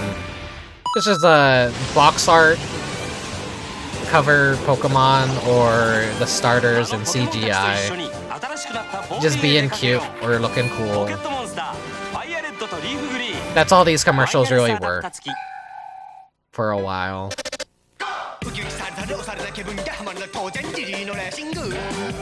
Pokemon commercials now. Oh, this fucking Diddy Kong Racing commercial is so cool because it has unique animation to it. It's not the craziest animation in the world, but the fact that they just did this, they went the extra mile to do this, was neat.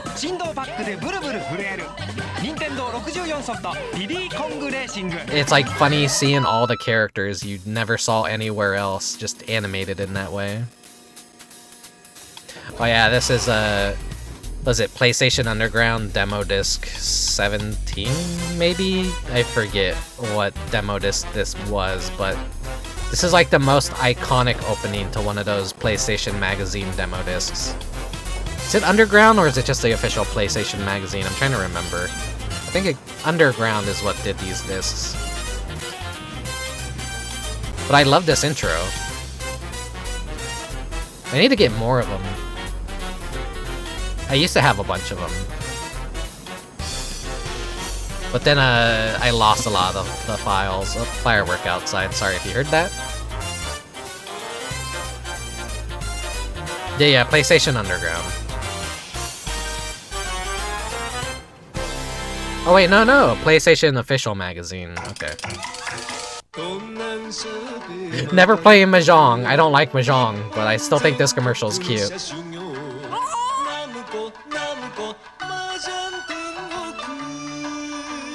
This one gets a free pass because of the oversized character costumes.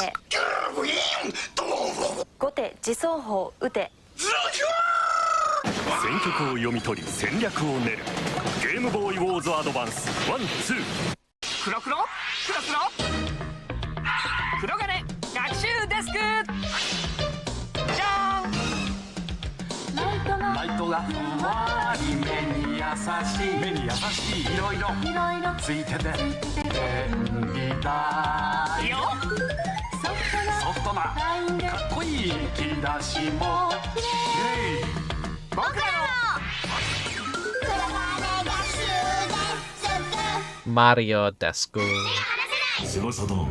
路地裏のリングで戦いに明け暮れる若者たち。いつしか彼らはバイパーズと呼ばれるようになった。Fighting Vipers, stalling Pepsi Man. There he was, like right as I said it. Yeah, in the Ratchet and Clank Japanese version, he just had big bushy eyebrows. Or was it just America that made him have the thinner eyebrows? Everywhere else just had the bushy eyebrows. Turbo A. That's a go. Turbo B. Check. Cycloid control. A-okay. Rapid fire. All right, let's fire it up. The NES Max, only from Nintendo. I think that commercial cropped wrong. I try to, whenever I'm putting anything in Handbrake, I'm typically always, really strict about how much of the overscan gets, cut out, you know? I'm trying... Oh, here we go! This is... I was talking about this one earlier.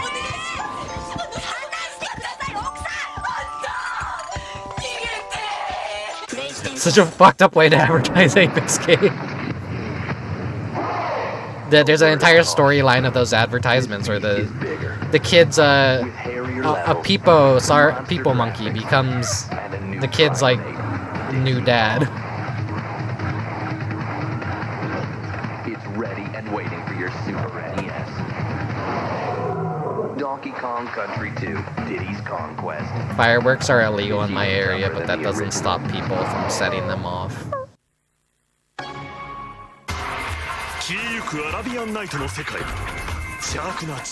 Oh wow, everyone's favorite Sonic game to 100%. My opinion is, do not 100% Sonic games, they suck ass to 100%, but to casually play, they're fine. Sonic games are not masterpieces, they're just fun experiences. You're expecting AAA, I'd say maybe double A and a half is what Sonic games feel like to me. Buzz Lightyear. Wouldn't it be cool to be Buzz Lightyear? Now you can be Buzz in the new Toy Story 2 video game. This is actually a really pretty solid PS1 platformer. Jump, swing, and somersault through the air with special rocket jet and moon spring boots.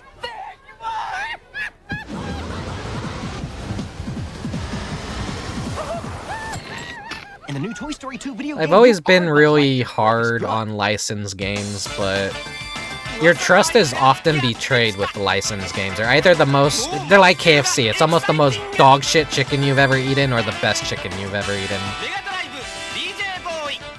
It just really depends on who the cook is in the kitchen at that moment. Some people do a rushed botch job, and some people actually understand the assignment and make something actually good.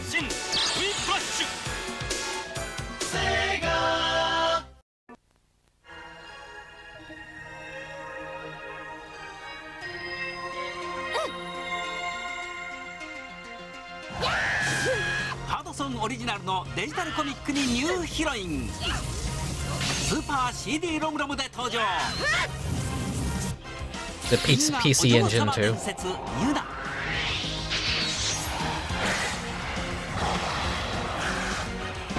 I thought the animation was really cool for this one, which is why I included it.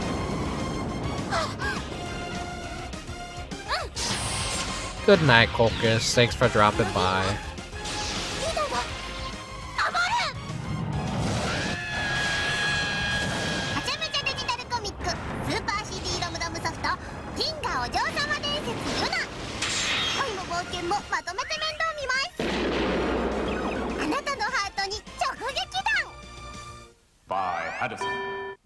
Hudson. Can you move like a lizard? Like ferocious. Yeah. Hudson used to make a lot of really good commercials. They were like always either little unique animations or costumed characters playing a bit. And of course Bomberman. It's the only way to really experience my new. It's always a treat to have a Hudson commercial in any way from this era. Deep cover gecko. Yeah, thanks. Wow. Wow. Yeah, right. They were trying so hard with that Gex commercial to be the Crash Bandicoot. What's wrong with these people? Never see a Bandicoot before? 新しく出た PC エンジンコアグラ2をやらせてくれやらせてくれ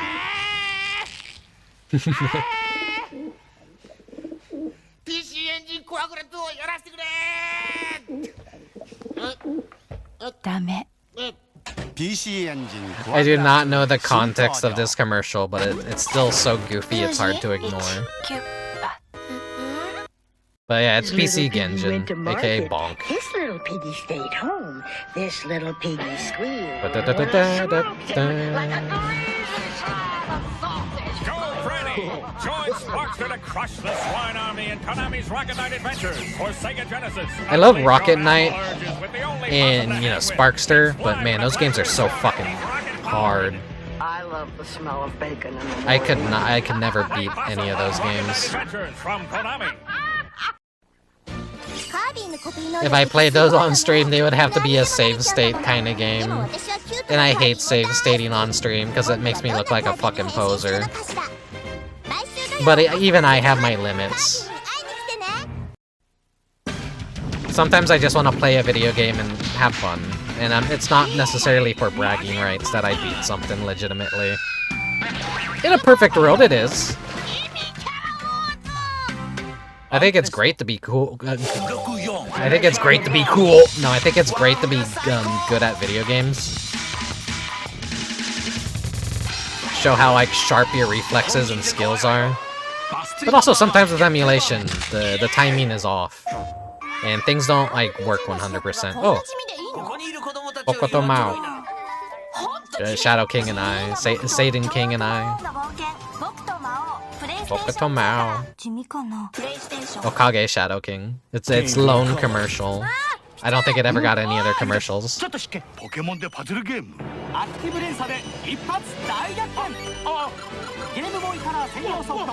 Yeah, the MSX Parodius was one of those moments where I just had to use save states to beat it. I could not beat it naturally. Every other Parodius game, I could beat that just fine, but that one, no. I guess the secret stage in Parodius, if I'm playing the arcade version, Sexy Parodius, if I'm playing the arcade version, I just can't beat that one either. That secret stage is rough as hell. Because it's do it all in one go. You don't get any, do-overs at a checkpoint. How do we advertise Croc? I don't know, just have him pour some tea. It works, it's weird.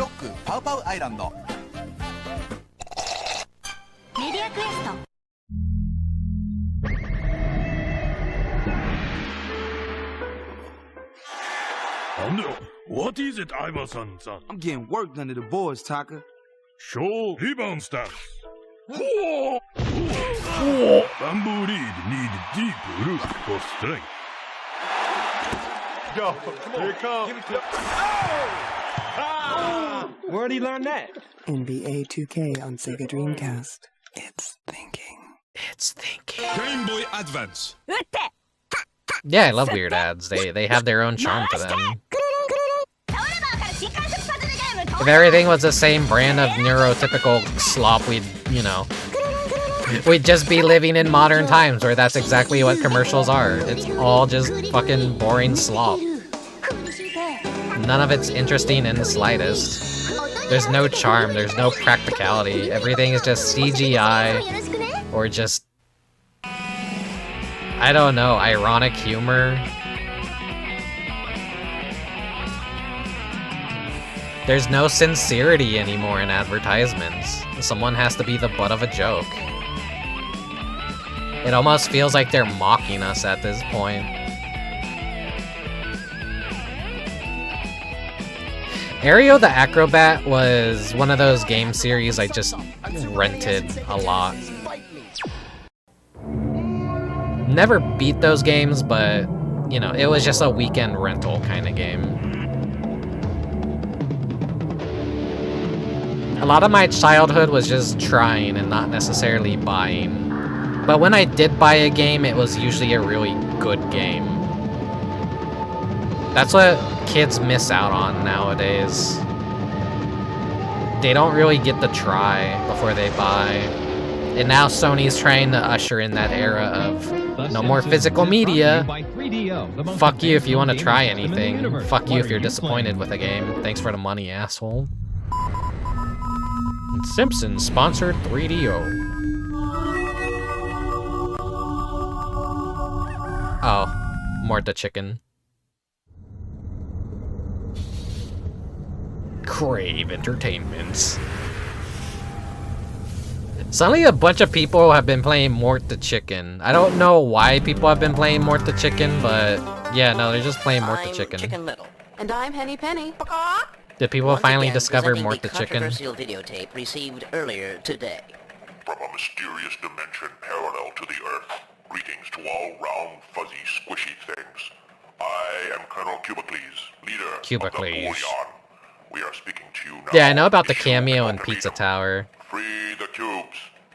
I think it was funny he made a cameo in Pizza Tower, and they got permission to use him. So the right holders for Mort the Chicken are still out there. When are we gonna get the Mort the Chicken sequel? Huh?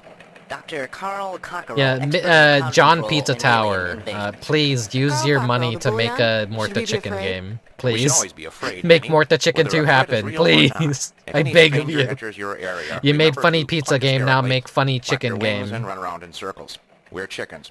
That's what we do. Thank you, Carl Cockerell. For News Center 12, I'm Henny Penny reminding you, if you want Henny bread, Penny. you've got to help bake it. And I'm Chicken Little. The sky is falling. I wouldn't even say Pizza Tower is Wario. I think in its earliest inception it was Wario. It takes influence from Wario with like getting hit by enemies or power-ups. I think it evolved into its own brand of game that is very like speedrun centric. It's an amalgamation of a lot of different things, I want to say. Bonkers for the SNES and the Tiny Toon Adventures game for the SNES kind of have that rundown speedrun mechanic. Where if you know the stage layout, you're supposed to use a mechanic to lock yourself into a running animation and be able to like parkour through the stage. And then mix in the Wario Land stuff where you get attacked by an enemy or get a different power-up that changes how you handle to progress through the stage. See the latest Nintendo newsletter? It takes a whole bunch of influence from different places is what I'm trying to say, and I think that's like really cool. We can play it on my Nintendo Entertainment System. But it's still like at the end of the day, it feels entirely like its own thing because it's that good of a game. Are pretty bad. Octorox Tech-Tike's levers too. But with your help, our hero pulls Speaking of the lamest fucking commercial in existence, it goes to this one.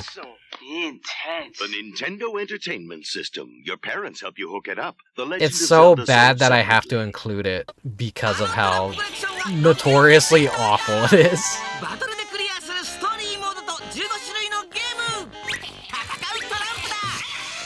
64トランプコレクション8月7日新発売。ゲームボーイもね。リング上には4匹隆々たる肉体が光ります。おっと猿いきなりコンボ。さらにピボトロンが襲いかかる。しかしここは返り討ち。ライバルどもを打ち負かせ。サルバトーレ。 I forget what the name of that game. I think we did get it in English. Super Mario Bros. 3 might seem impossible. But it doesn't have to be. Now you can win the new Super Mario Bros. 3 cartridge because in specially marked bags of Chips Nabisco CGI Mario can't hurt you. He's not real. Thousands will win. To see if you've won, just match the game card to the back of the bag. For a free card, write game card box 8897 Young America, Minnesota. I love that goofy ass little CGI Mario. He's so scary. Oh yeah, Ape Escape, Pumpkin Primes.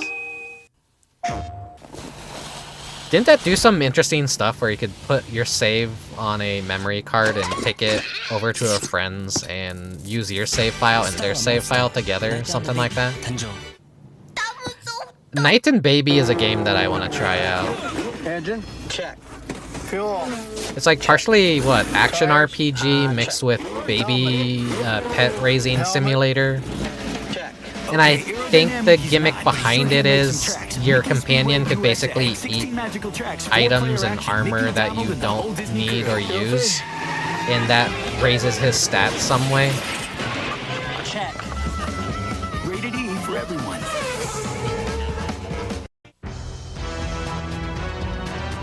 Because whenever you have a pet raising sim, whenever it's an RPG, you have a ton of equipment that is useless to you after a while.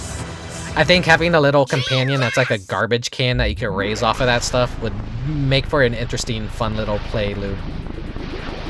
Like, oh, enemies keep giving me this item that I don't need. Oh, I could feed it to my little companion and he gets more skill in attack or magic or something if I do this. Yeah, the first Xbox had a really cool intro screen. A lot of people sleep on the original Xbox, but I do think it was a really cool console. They were trying really hard back then. Now Xbox isn't trying at all. Sony and Microsoft are pretty much dead in the home console market. They had everything, they had the world in their hand, and they fucking dropped it. Here we go, more CGI box art Pokemon. At least that one was like partially cool. Because it like wasn't quite the DS era. They have like live action actors. That's just a combination. I didn't split that one apart, but that's a combination of both of the variations of the commercial.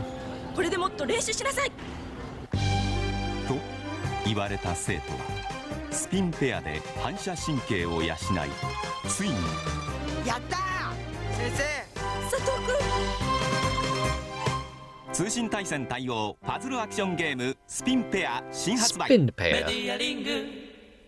Thank you, Margaret. Okay, now where's Zach? Zach? On my vacation, I went to Super Adventure Island with Master Higgins battling monster reptiles and a giant skeleton warrior and 25 battling monster reptiles fighting a giant squid. Then to the castle to find Genie Jungle.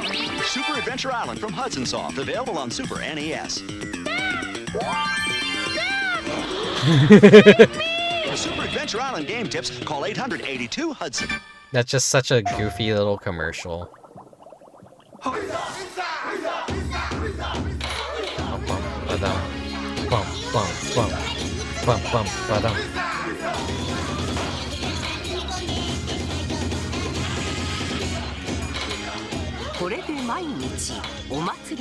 I wish I got more into Taiko no Tatsujin, but I am dog shit at those games.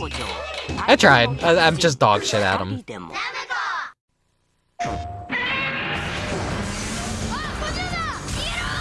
My style of rhythm games are just more the fun little quirky ones, and it's less about the music and more about the characters and the stages they go through, you know?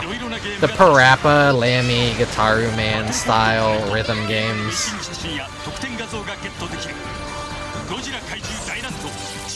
Rhythm Tengoku, aka Rhythm Heaven, that kind of stuff. It's less about the song, more about the characters or the settings, and it's unique, but like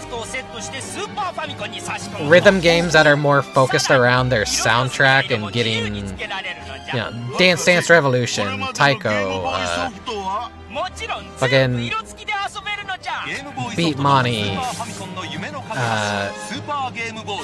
Poppin' Music, Guitar Freaks, those brands of games that are just, we got a bunch of cool licensed music that you could just play and like be perfect at. I just suck at those. I'm not saying those games are bad. Shmoo VT, thank you for the raid. Thank you, thank you, thank you. Let me give you a shout out. 60-degree burnout. Precision handling for 1 to 4. What were you up to? Mario Kart 64. It really kicks. Asphalt. You were playing retro. What retro were you playing?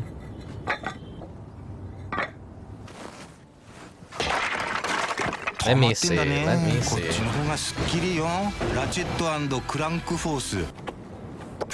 Or just tell me. Tell me. What retro games are you playing? I love retro.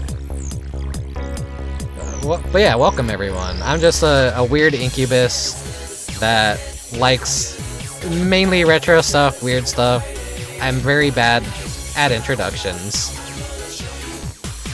Thank you for the follow, Shmoo. Thank you, thank you.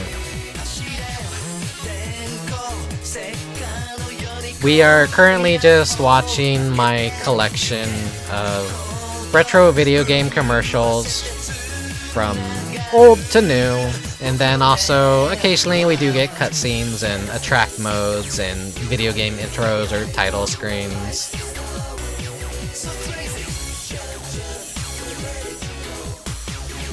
Oh wait, was I misreading that? Sorry. Thank you for the follow. I was seeing the raid alert. Fucking Stream Elements changed everything, so that's why I'm having a harder time paying attention. Thank you.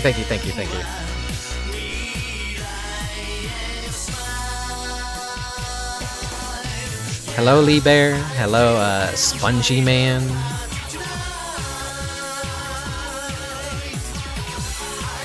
Did my chat break? I can't scroll up. There we go. Yeah, welcome everyone. It's nothing too excited. I'm not really playing a game right now. I just wanted to... I want to do this for a while. I have like nearly 3,000 files in my collection of game media that I personally put together, so... Yeah, we're just going through that, kinda. Man, my left ear loves this. Well, now my right ear loves this. that stereo sound is so good. By Addison. Yeah, is there something wrong with my game? And then it hits you on the right ear and you're like, oh!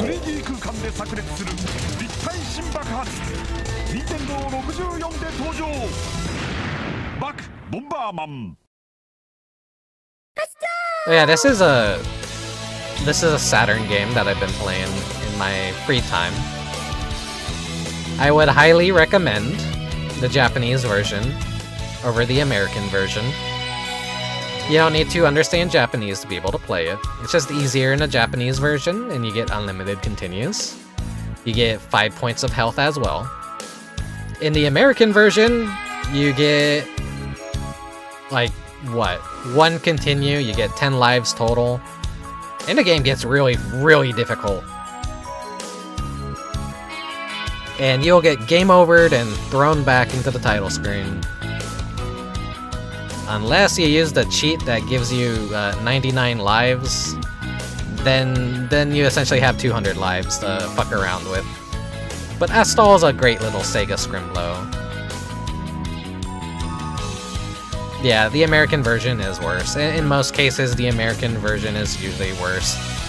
It's because classic Sega era stuff didn't want you renting games. They wanted you buying games. So a lot of games kind of got butchered by making them more difficult than they needed to be, because Japanese people didn't necessarily rent games. What was it, like rentals were illegal in Japan, kind of? So they designed games around consumer habits of they like to buy their games and then they like to beat their games and move on. So they were kind of easier because they respected the customers a little bit more. I like a hard game, but I hate bullshit hard. And I think limited continues is definitely bullshit hard.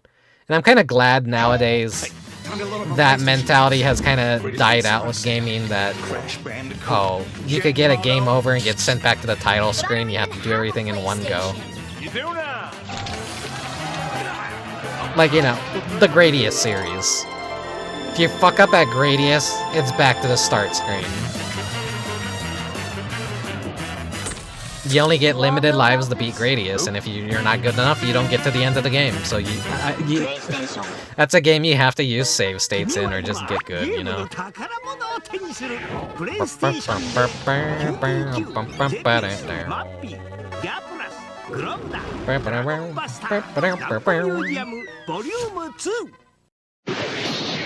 Suddenly, the sky is a little clearer. The water is a little bluer. The road's a little bumpier. The jumps are harder. The levels deeper. The characters smarter. The sound is hotter. The graphics cooler. The secrets darker. The dangers fiercer. The challenge a whole lot tougher. And suddenly, the world's a more exciting place to be. Super Mario World. It comes only as part of the system it was created for. The Super Nintendo Entertainment. This was the game that changed my life. That and Super Ghouls and Ghosts both together made me a very weird person. That's my... Here we go. Certified Hood Classic.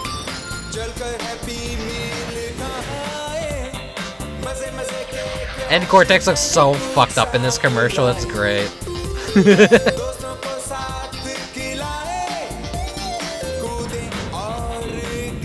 Dante is fucked up.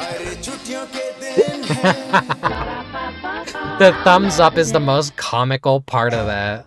He's so just dead facing. Oh, Fantavision.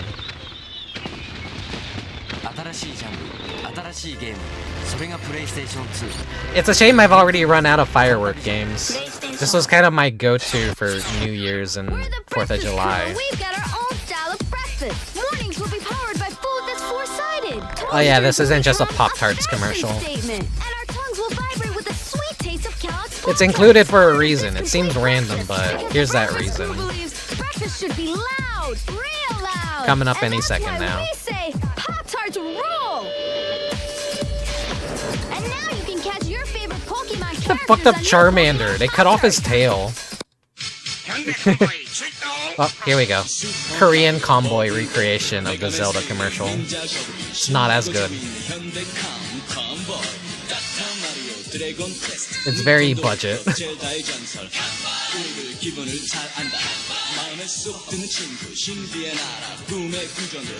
The Comboy commercials are interesting for the reason that they're just collaborations of all the different games that they have to offer. Like, they were only allowed to make a couple commercials, so they're like, fuck, okay, we gotta show every single game all at once. We don't have the budget for this shit.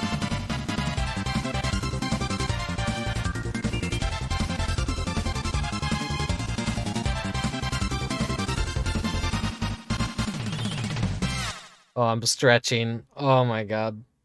My butt's sore from sitting in this chair for like 3 hours and 30 minutes.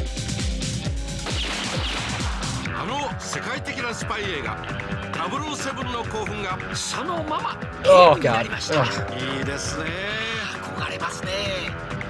Sorry to disappoint, but I don't think we're gonna be doing anything plus more. I just kind of put that there just in the case I felt like maybe playing something afterwards, but I think I'm kind of talked out a little bit.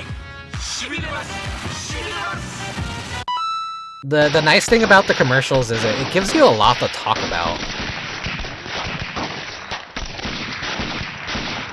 I'm happy a lot of people dropped by today for this stream.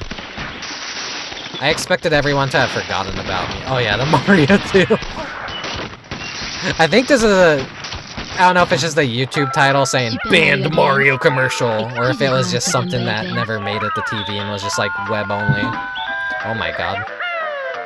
The fireworks are gonna start getting pretty insane too, so it won't be that too good of a time to be streaming.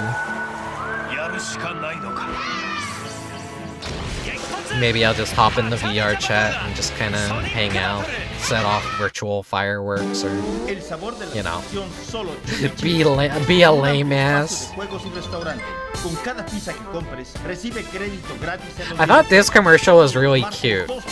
It's like foreign Chuck E. Cheese. It's like Chuck E. Cheese, but what is this, Mexico?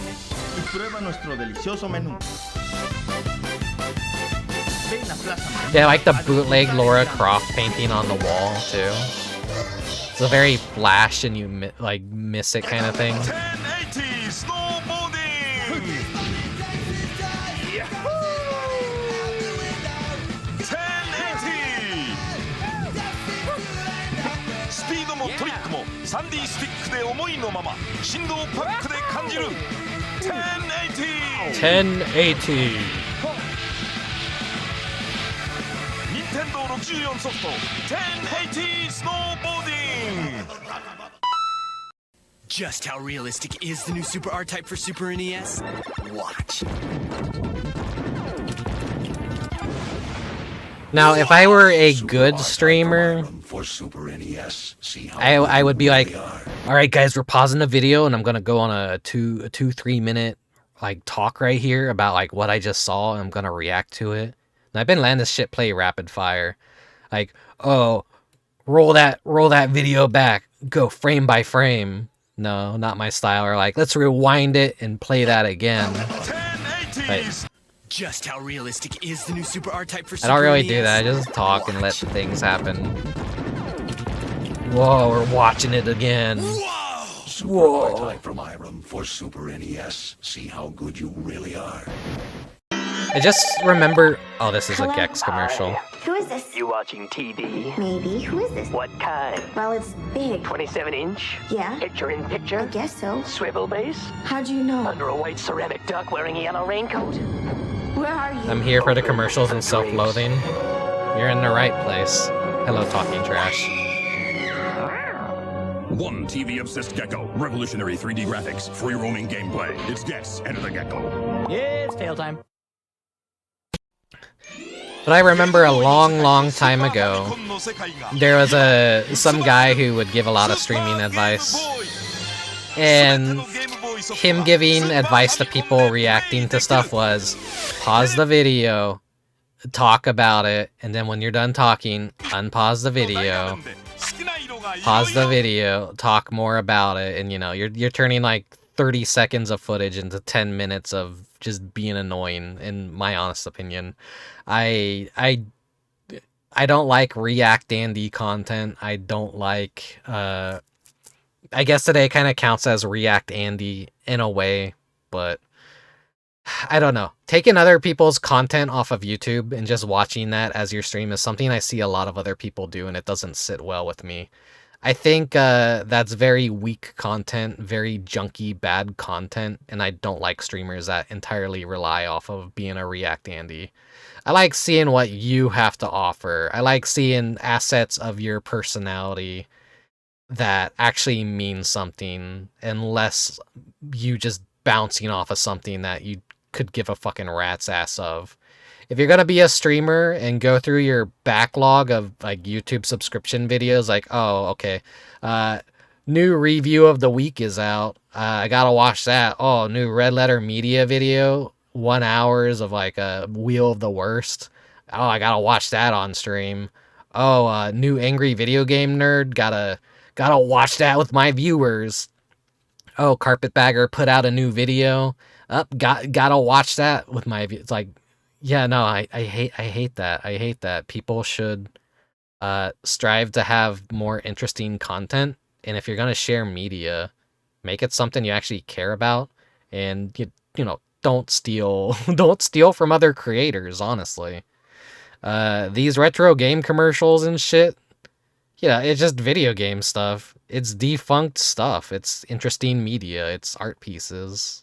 So that's why I think this is a little bit different, but I don't know. I just don't like React Andies. Right. Sorry to be a proper React Andy right there. I just want to let the commercials play. If I'm not acknowledging something that's happening on the screen, that's perfectly fine. Just think of this as we're sitting on the couch watching the TV and talking. That's more the vibe I want to go for.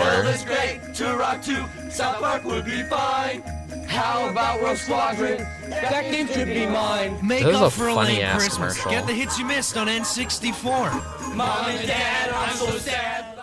It's like, let's make adult South Park, but they're singing about video games. It's a good holiday commercial, too.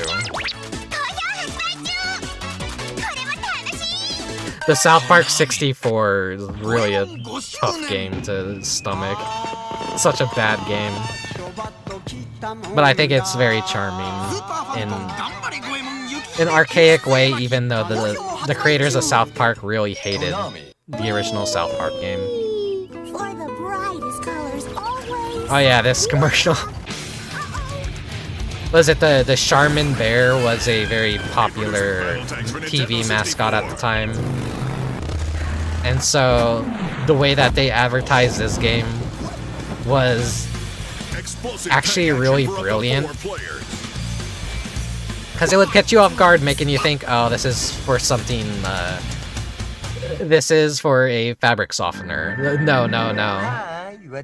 Tanks, blowing that little fucking bear up, running him over. It got a sequel commercial too, where they rebuild him bigger, better, stronger, faster, you know.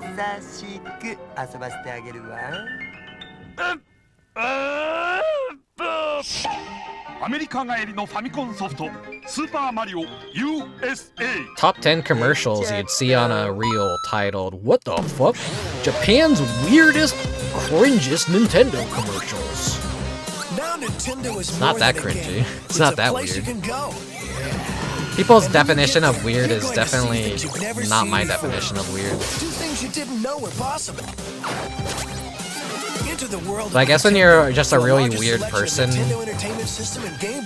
you're already at the bottom of the barrel. You kinda can't go any lower than that unless you start digging into the ground.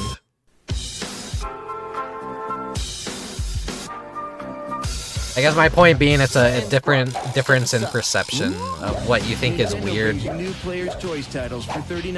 I don't think a lot of stuff is truly all that weird. And I think a lot of people that react to weird content are just hamming it up. And if they truly find something weird, I think they're just boring people. Thank you for shopping Nintendo. Life is funner when you're not offended at everything and appalled that, whoa, that's so gross and weird, why would they do that, that's so twisted and fucked up.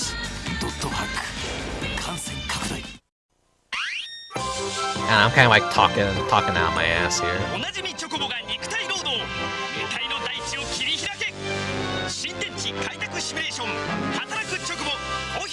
I know a lot of it's in jest of being an entertainer first, and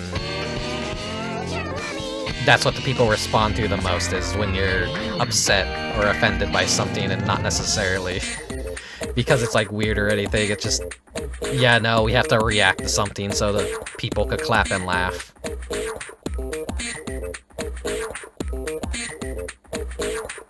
Remember when Nintendo offered discounts on their popular games? Yeah, I mean, they still do. It's not like anything crazy. Oh, here we got Wario. Weed is good. We like your money, but not you. I think this was Wario Land 4 or Wario World. If you find us to be rude, selfish, and greedy, thank you. Enjoy your shopping. I think Wario Land 4.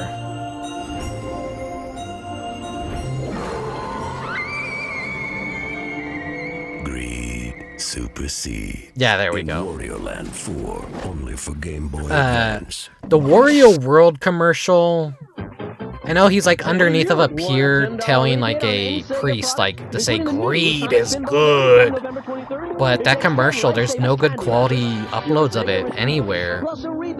They're all like really fucked up and poorly recorded. You could instantly win one of these Sega systems by checking specially marked wrappers or writing to Lightsabers Free Wrapper. It was a politician? Oh, okay, it was a politician. Maybe I'm thinking of like something else. So hey, why not grab those rings? Lightsabers, that is. There's definitely some other commercials that have some sort of like priest at a pier being manipulated by someone.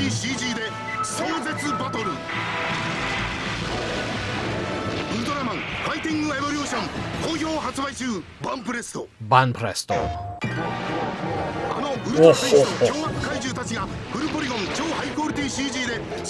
In a different life, I would have been really into Ultraman, I feel. But I didn't grow up with Ultraman stuff. But I could see the appeal in it. Oh wait, I do have the baby commercial. Okay, that's in here, that's in here. The famous commercial everyone knows about. The most talked about PlayStation commercial. It's in the incorrect aspect ratio, though. I think that needs to be addressed. The way that I save it, though, it's in the... It's being forcibly squashed to 4:3. It's in the correct aspect ratio in the file size. Just... It can't always be perfect. Unless I added my own letterbox to it. Entirely for the stream preservation, but nah, I'm too fucking lazy for that. I just accept that sometimes the stuff is gonna get squashed down on the 4:3 displays. I mean, yeah, it is a creepy commercial. That's what made it Advertising is about offending people. It's about making them uncomfortable. It's about being out of place and creepy. Because if it's unsettling in any way, you remember it. Fear is a very strong response in the human mind.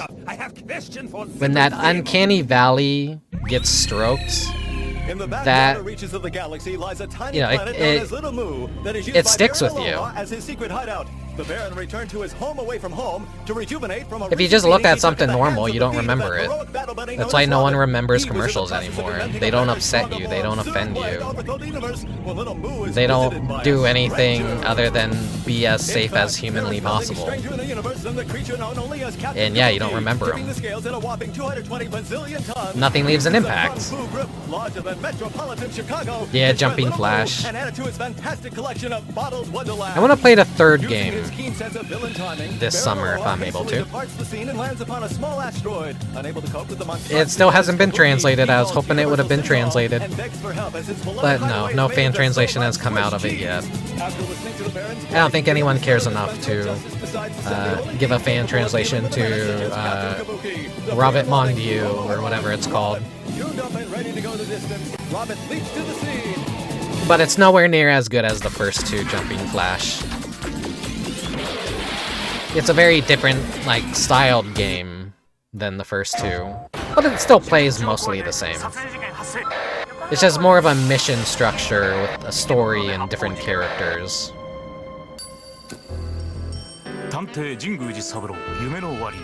I also have Intelligent Cube with the Kiwi save file from Pocket Moo that I want to do. So I can actually play as the Kiwi in another one of, was it Sugar and Rockets games? Which was into... Oh yeah, I thought that commercial was like... It's so fucking funny, because it's horror, mystery, and then boobs. Right, okay. And here he comes, 250 pounds of lean, mean muscle. What a leg drop! Wow! An elbow snap! And a body slam! Let's see that again. Is that the end of the Macho Man? No way. I want a rematch. This is Mario. Fucking great value, Macho Man. Nintendo. Whoa. I'm about to ask a real video freak which will score more points. Eagle's new nacho cheese tortilla chips or the other leading brand. Jack? You're not paying attention to me, Jack. Now you have to try the other leading brand. Jack, I know you like Eagles better, but you have to try them both, you geek. Will you pay attention to me? Don't let this happen to you. New Eagle nacho cheese. You're gonna love them. I used to think Duck Hunt was the coolest shit as a kid. Then I found out how to cheat at the game was just get really close to the TV screen and put my gun right on top of the ducks. And the game became less challenging because of that. That was some big air. What's your problem? Hey, that's what I get paid for. I made some serious cake that day. Crazy Taxi on Sega Dreamcast. It's Those series of Sega Dreamcast commercials were always the coolest to me because I just love the idea that all these video game characters are combined into one thing. It was evergreen. You could have infinite scenarios and keep adding on top of it. And, you know, no one else ever thought to really do that for their console. Sony kind of came close, but they just took mascot costumes and advertised it that way. But, yeah, the sixth generation of gaming kind of had that vibe to it where machinima-style CGI adverts using character models from the game. It felt like it should have been a bigger series of commercials than what we ended up with. F in the chat for Crazy Taxi. Yeah, new game's coming out. They admitted like they used some AI for the assets. Everyone's upset.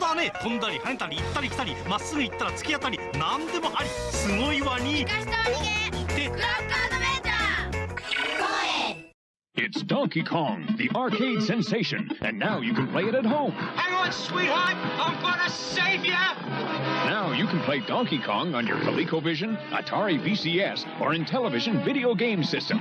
Donkey Kong has multiple screens, just like the arcade when I'm game. so engrossed in my video game that a giant ape kidnaps my Play Donkey Kong on your girlfriend. ColecoVision, Atari VCS, or Intellivision video game system. Don't worry, darling! I'll save you! Help me!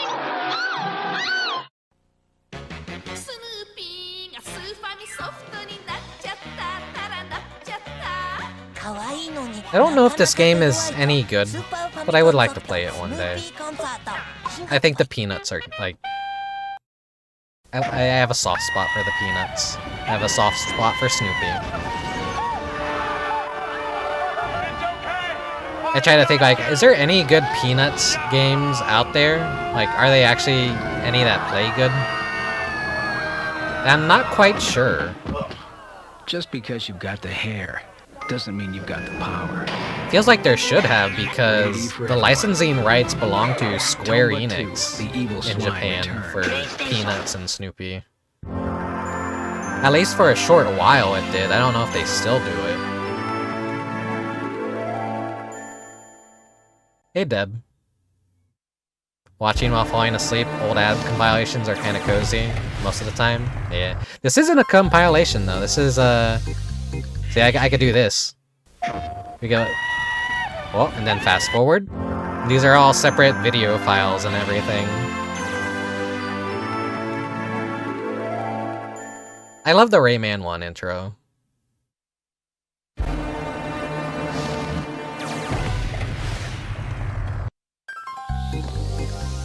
Yeah, for anyone that doesn't know, I love to actually go out and collect my own media and build an archive of old retro video game commercials and general media, attract modes, title screens, cutscenes, anything.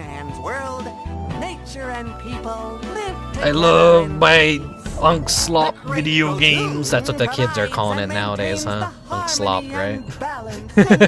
That's so unk of you. Oh, you're such an unk. Sorry, folks. This apparently can't last. It's like the anti-zoomer, just calling someone an unk. One fateful day. But honestly, uncle shit is cooler than zoomer shit any day of the week. If anyone says otherwise, you know. Dinosaurs are old, and you still think they're cool. Your parents are old, and you still love your parents. Old stuff rocks. Quit being a zoomer that hates old thing. That's just me being old man that yells at cloud. Now unbalanced world. I truly believe things that age well are timeless. Characters appear, capturing every Electoon they can find. And older media is always cool because it's something that doesn't exist in the present in any form. And you can see a glimpse into the past in a time that was very different from the time we live in, where there was more dreams, ambitions, more money to throw around, more ideas. People were less burdened by stockholders and executive boards making everything sanitized and boring so that it sells the most amount of units. Sometimes you just got to get weird shit and truly unique things that stood out because no one actually cared about whether or not it would sell.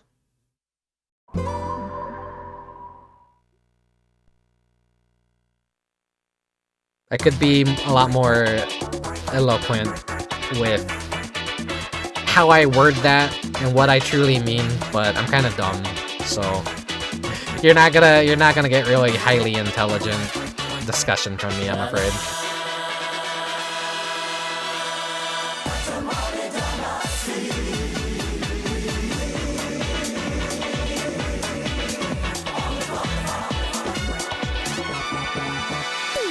Me and my Katamari. Sadly, I never got to play this one.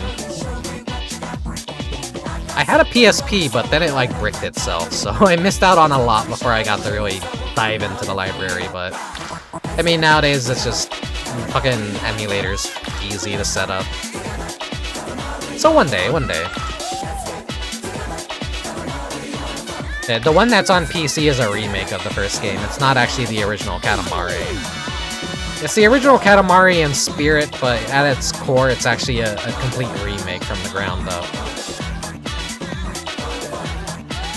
If you want the original, you still have to play the PS2 version. And that goes the same for We Love Katamari. Those ports are just remakes. Not even a remaster.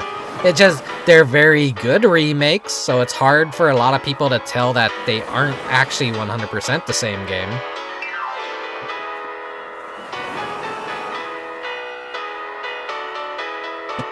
Oh my god. That fireworks spooked me. I really like this title screen for me and my Katamari. The beaches are just a vibe. I like beaches a lot. It's kind of very apparent though.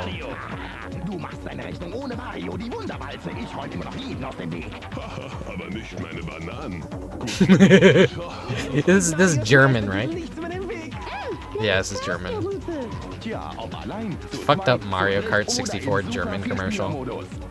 Mario Kart 64, da fahrt ihr ab. Ungebremst. Mario Kart 64, exklusiv für Nintendo 64. The sea is very relaxing and also very terrifying. I'm guessing my microphone is picking up the fireworks. Sorry. It's probably time to stop streaming. Cause, oh my god. Everyone around here gets their fireworks from Mexico, so they have the mortars. The highly illegal shit that fucking breaks your windows. So it's getting pretty loud right now. They're consistently going off. Now, stick it up her tailpipe with South Park Rally, the racing game of demented proportion. I think this was the final game in the original South Park trilogy that just... Or was this the second? Was Chef's Love Shack the second or the third?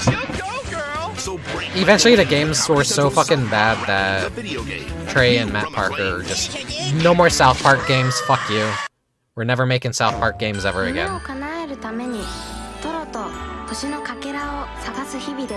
ずっと一緒にトロとトロの世界で夢探しゲームトロと流れ星プレイステーション Game Boy Advance. Oh, we saw this one earlier. Is this a variation on it, or did I accidentally save it twice? I don't know, like, if the randomization can play the same commercial over and over again. Or if it goes through a full cycle of it before it plays a repeat. But with Japanese commercials, there's always like a 30-second variation, a 15-second variation. Sometimes with American commercials too, they have the shorter ads.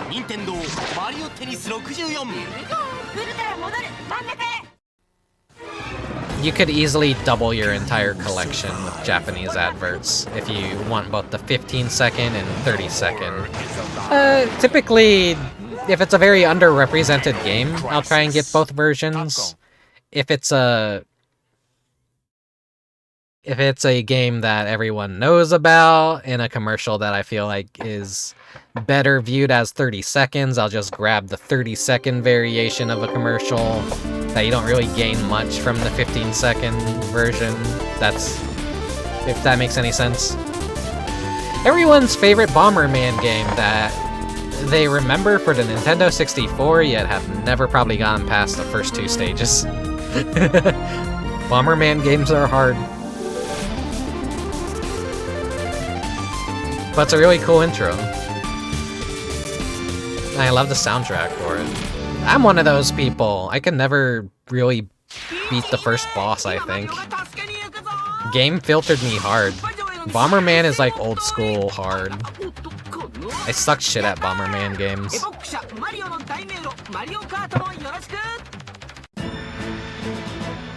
Wise men say that odd is good. Odd is good. Odder is even better. It is. But be warned, friends. Odd work world, Abe's Exodus is an adventure so completely and utterly mind-bendingly odd that, well, it hurts. Abe's Exodus. I love the Oddworld series. Won't be so bad. And we'll call you every day. You'll see. The year will go by fast. But it really was the truck.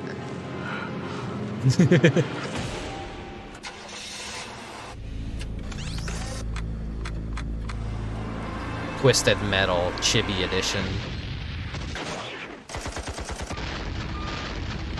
Rated T for D. Yeah, Small Brawl. That's what it was. Oh, the fireworks are going off one after another. Fuck.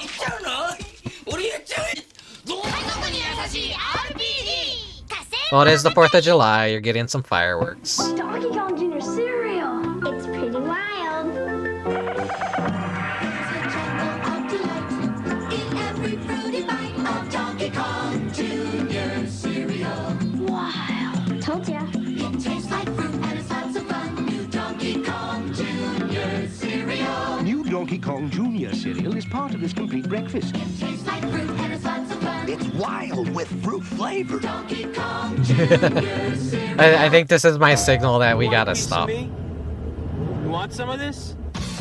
Crash is back, and this time he's behind the wheel. Crash Team Racing, 25 hairy tracks. Oh my! Over 12 playable characters. That one just set off a all car the turbo alarm. boost and TNT crates you can handle. Plug in the multi-tap, and up to 4 players can go bumper to bumper. And remember, buckle up. Is there a problem, Granny?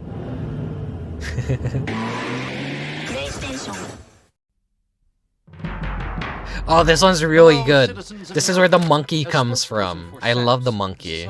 You'll see in a moment. I'd like to talk to you about I'm sorry for all the noise in the background you're probably hearing. It's happening right here, in our very homes, and corrupting the lives of our loved ones. Yes, friends, I'm talking about this. It may look like a harmless bagel toaster, but inside is a deadly donut. A deadly donut. How do you know PlayStation is not a normal game system?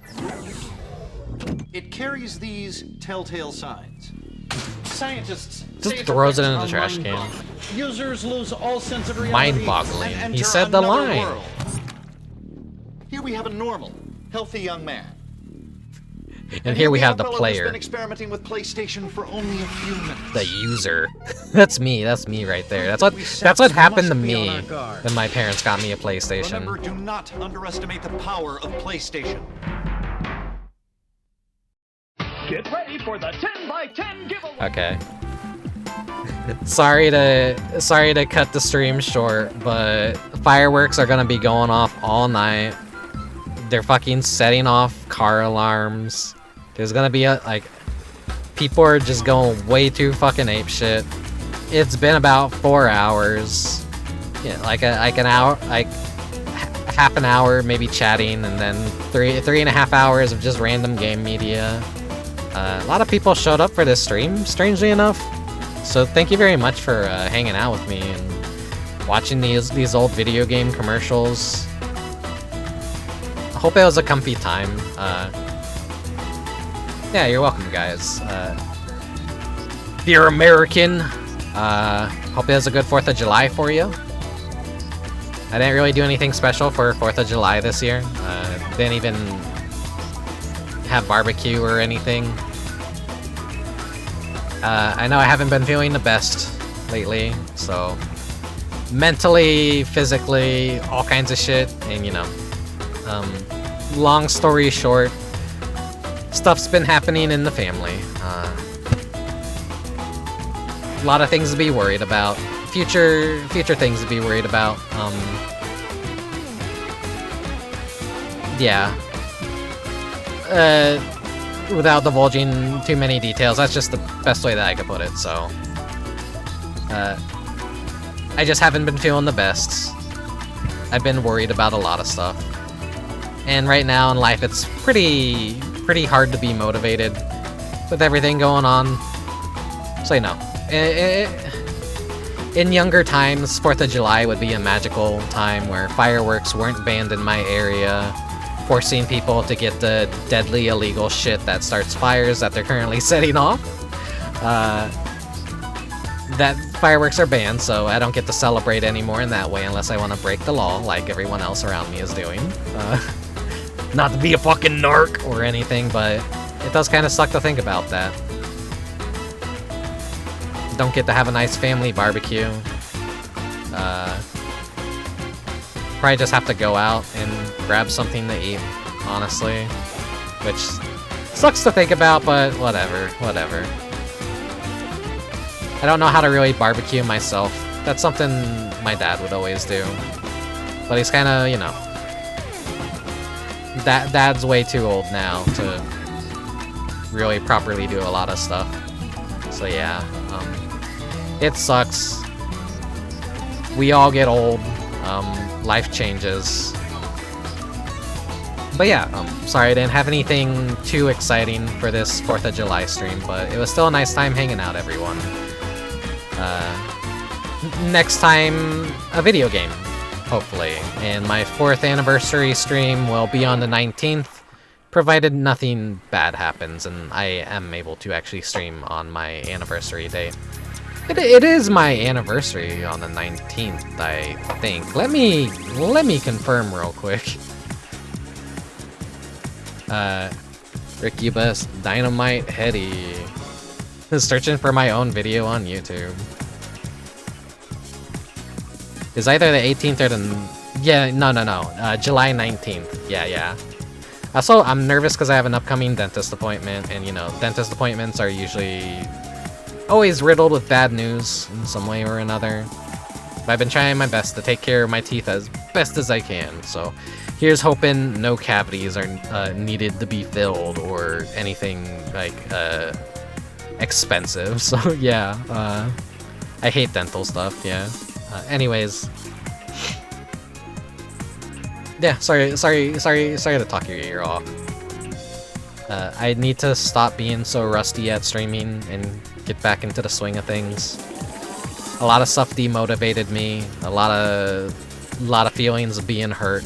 A lot of feelings of not being good enough have happened to me in the past year, and it just always feels like things are getting worse, day after day. So it's been really hard to mentally get past a lot of that. But I still need to try. I need to get back to my original speed, if it's even possible. But if not, some streams instead of never streaming is still good enough, hopefully, right? If you like want to financially support me in any way or sub, like, I appreciate it, but you're also just better off spending your money elsewhere and just letting me provide you with free quote-unquote entertainment, I guess.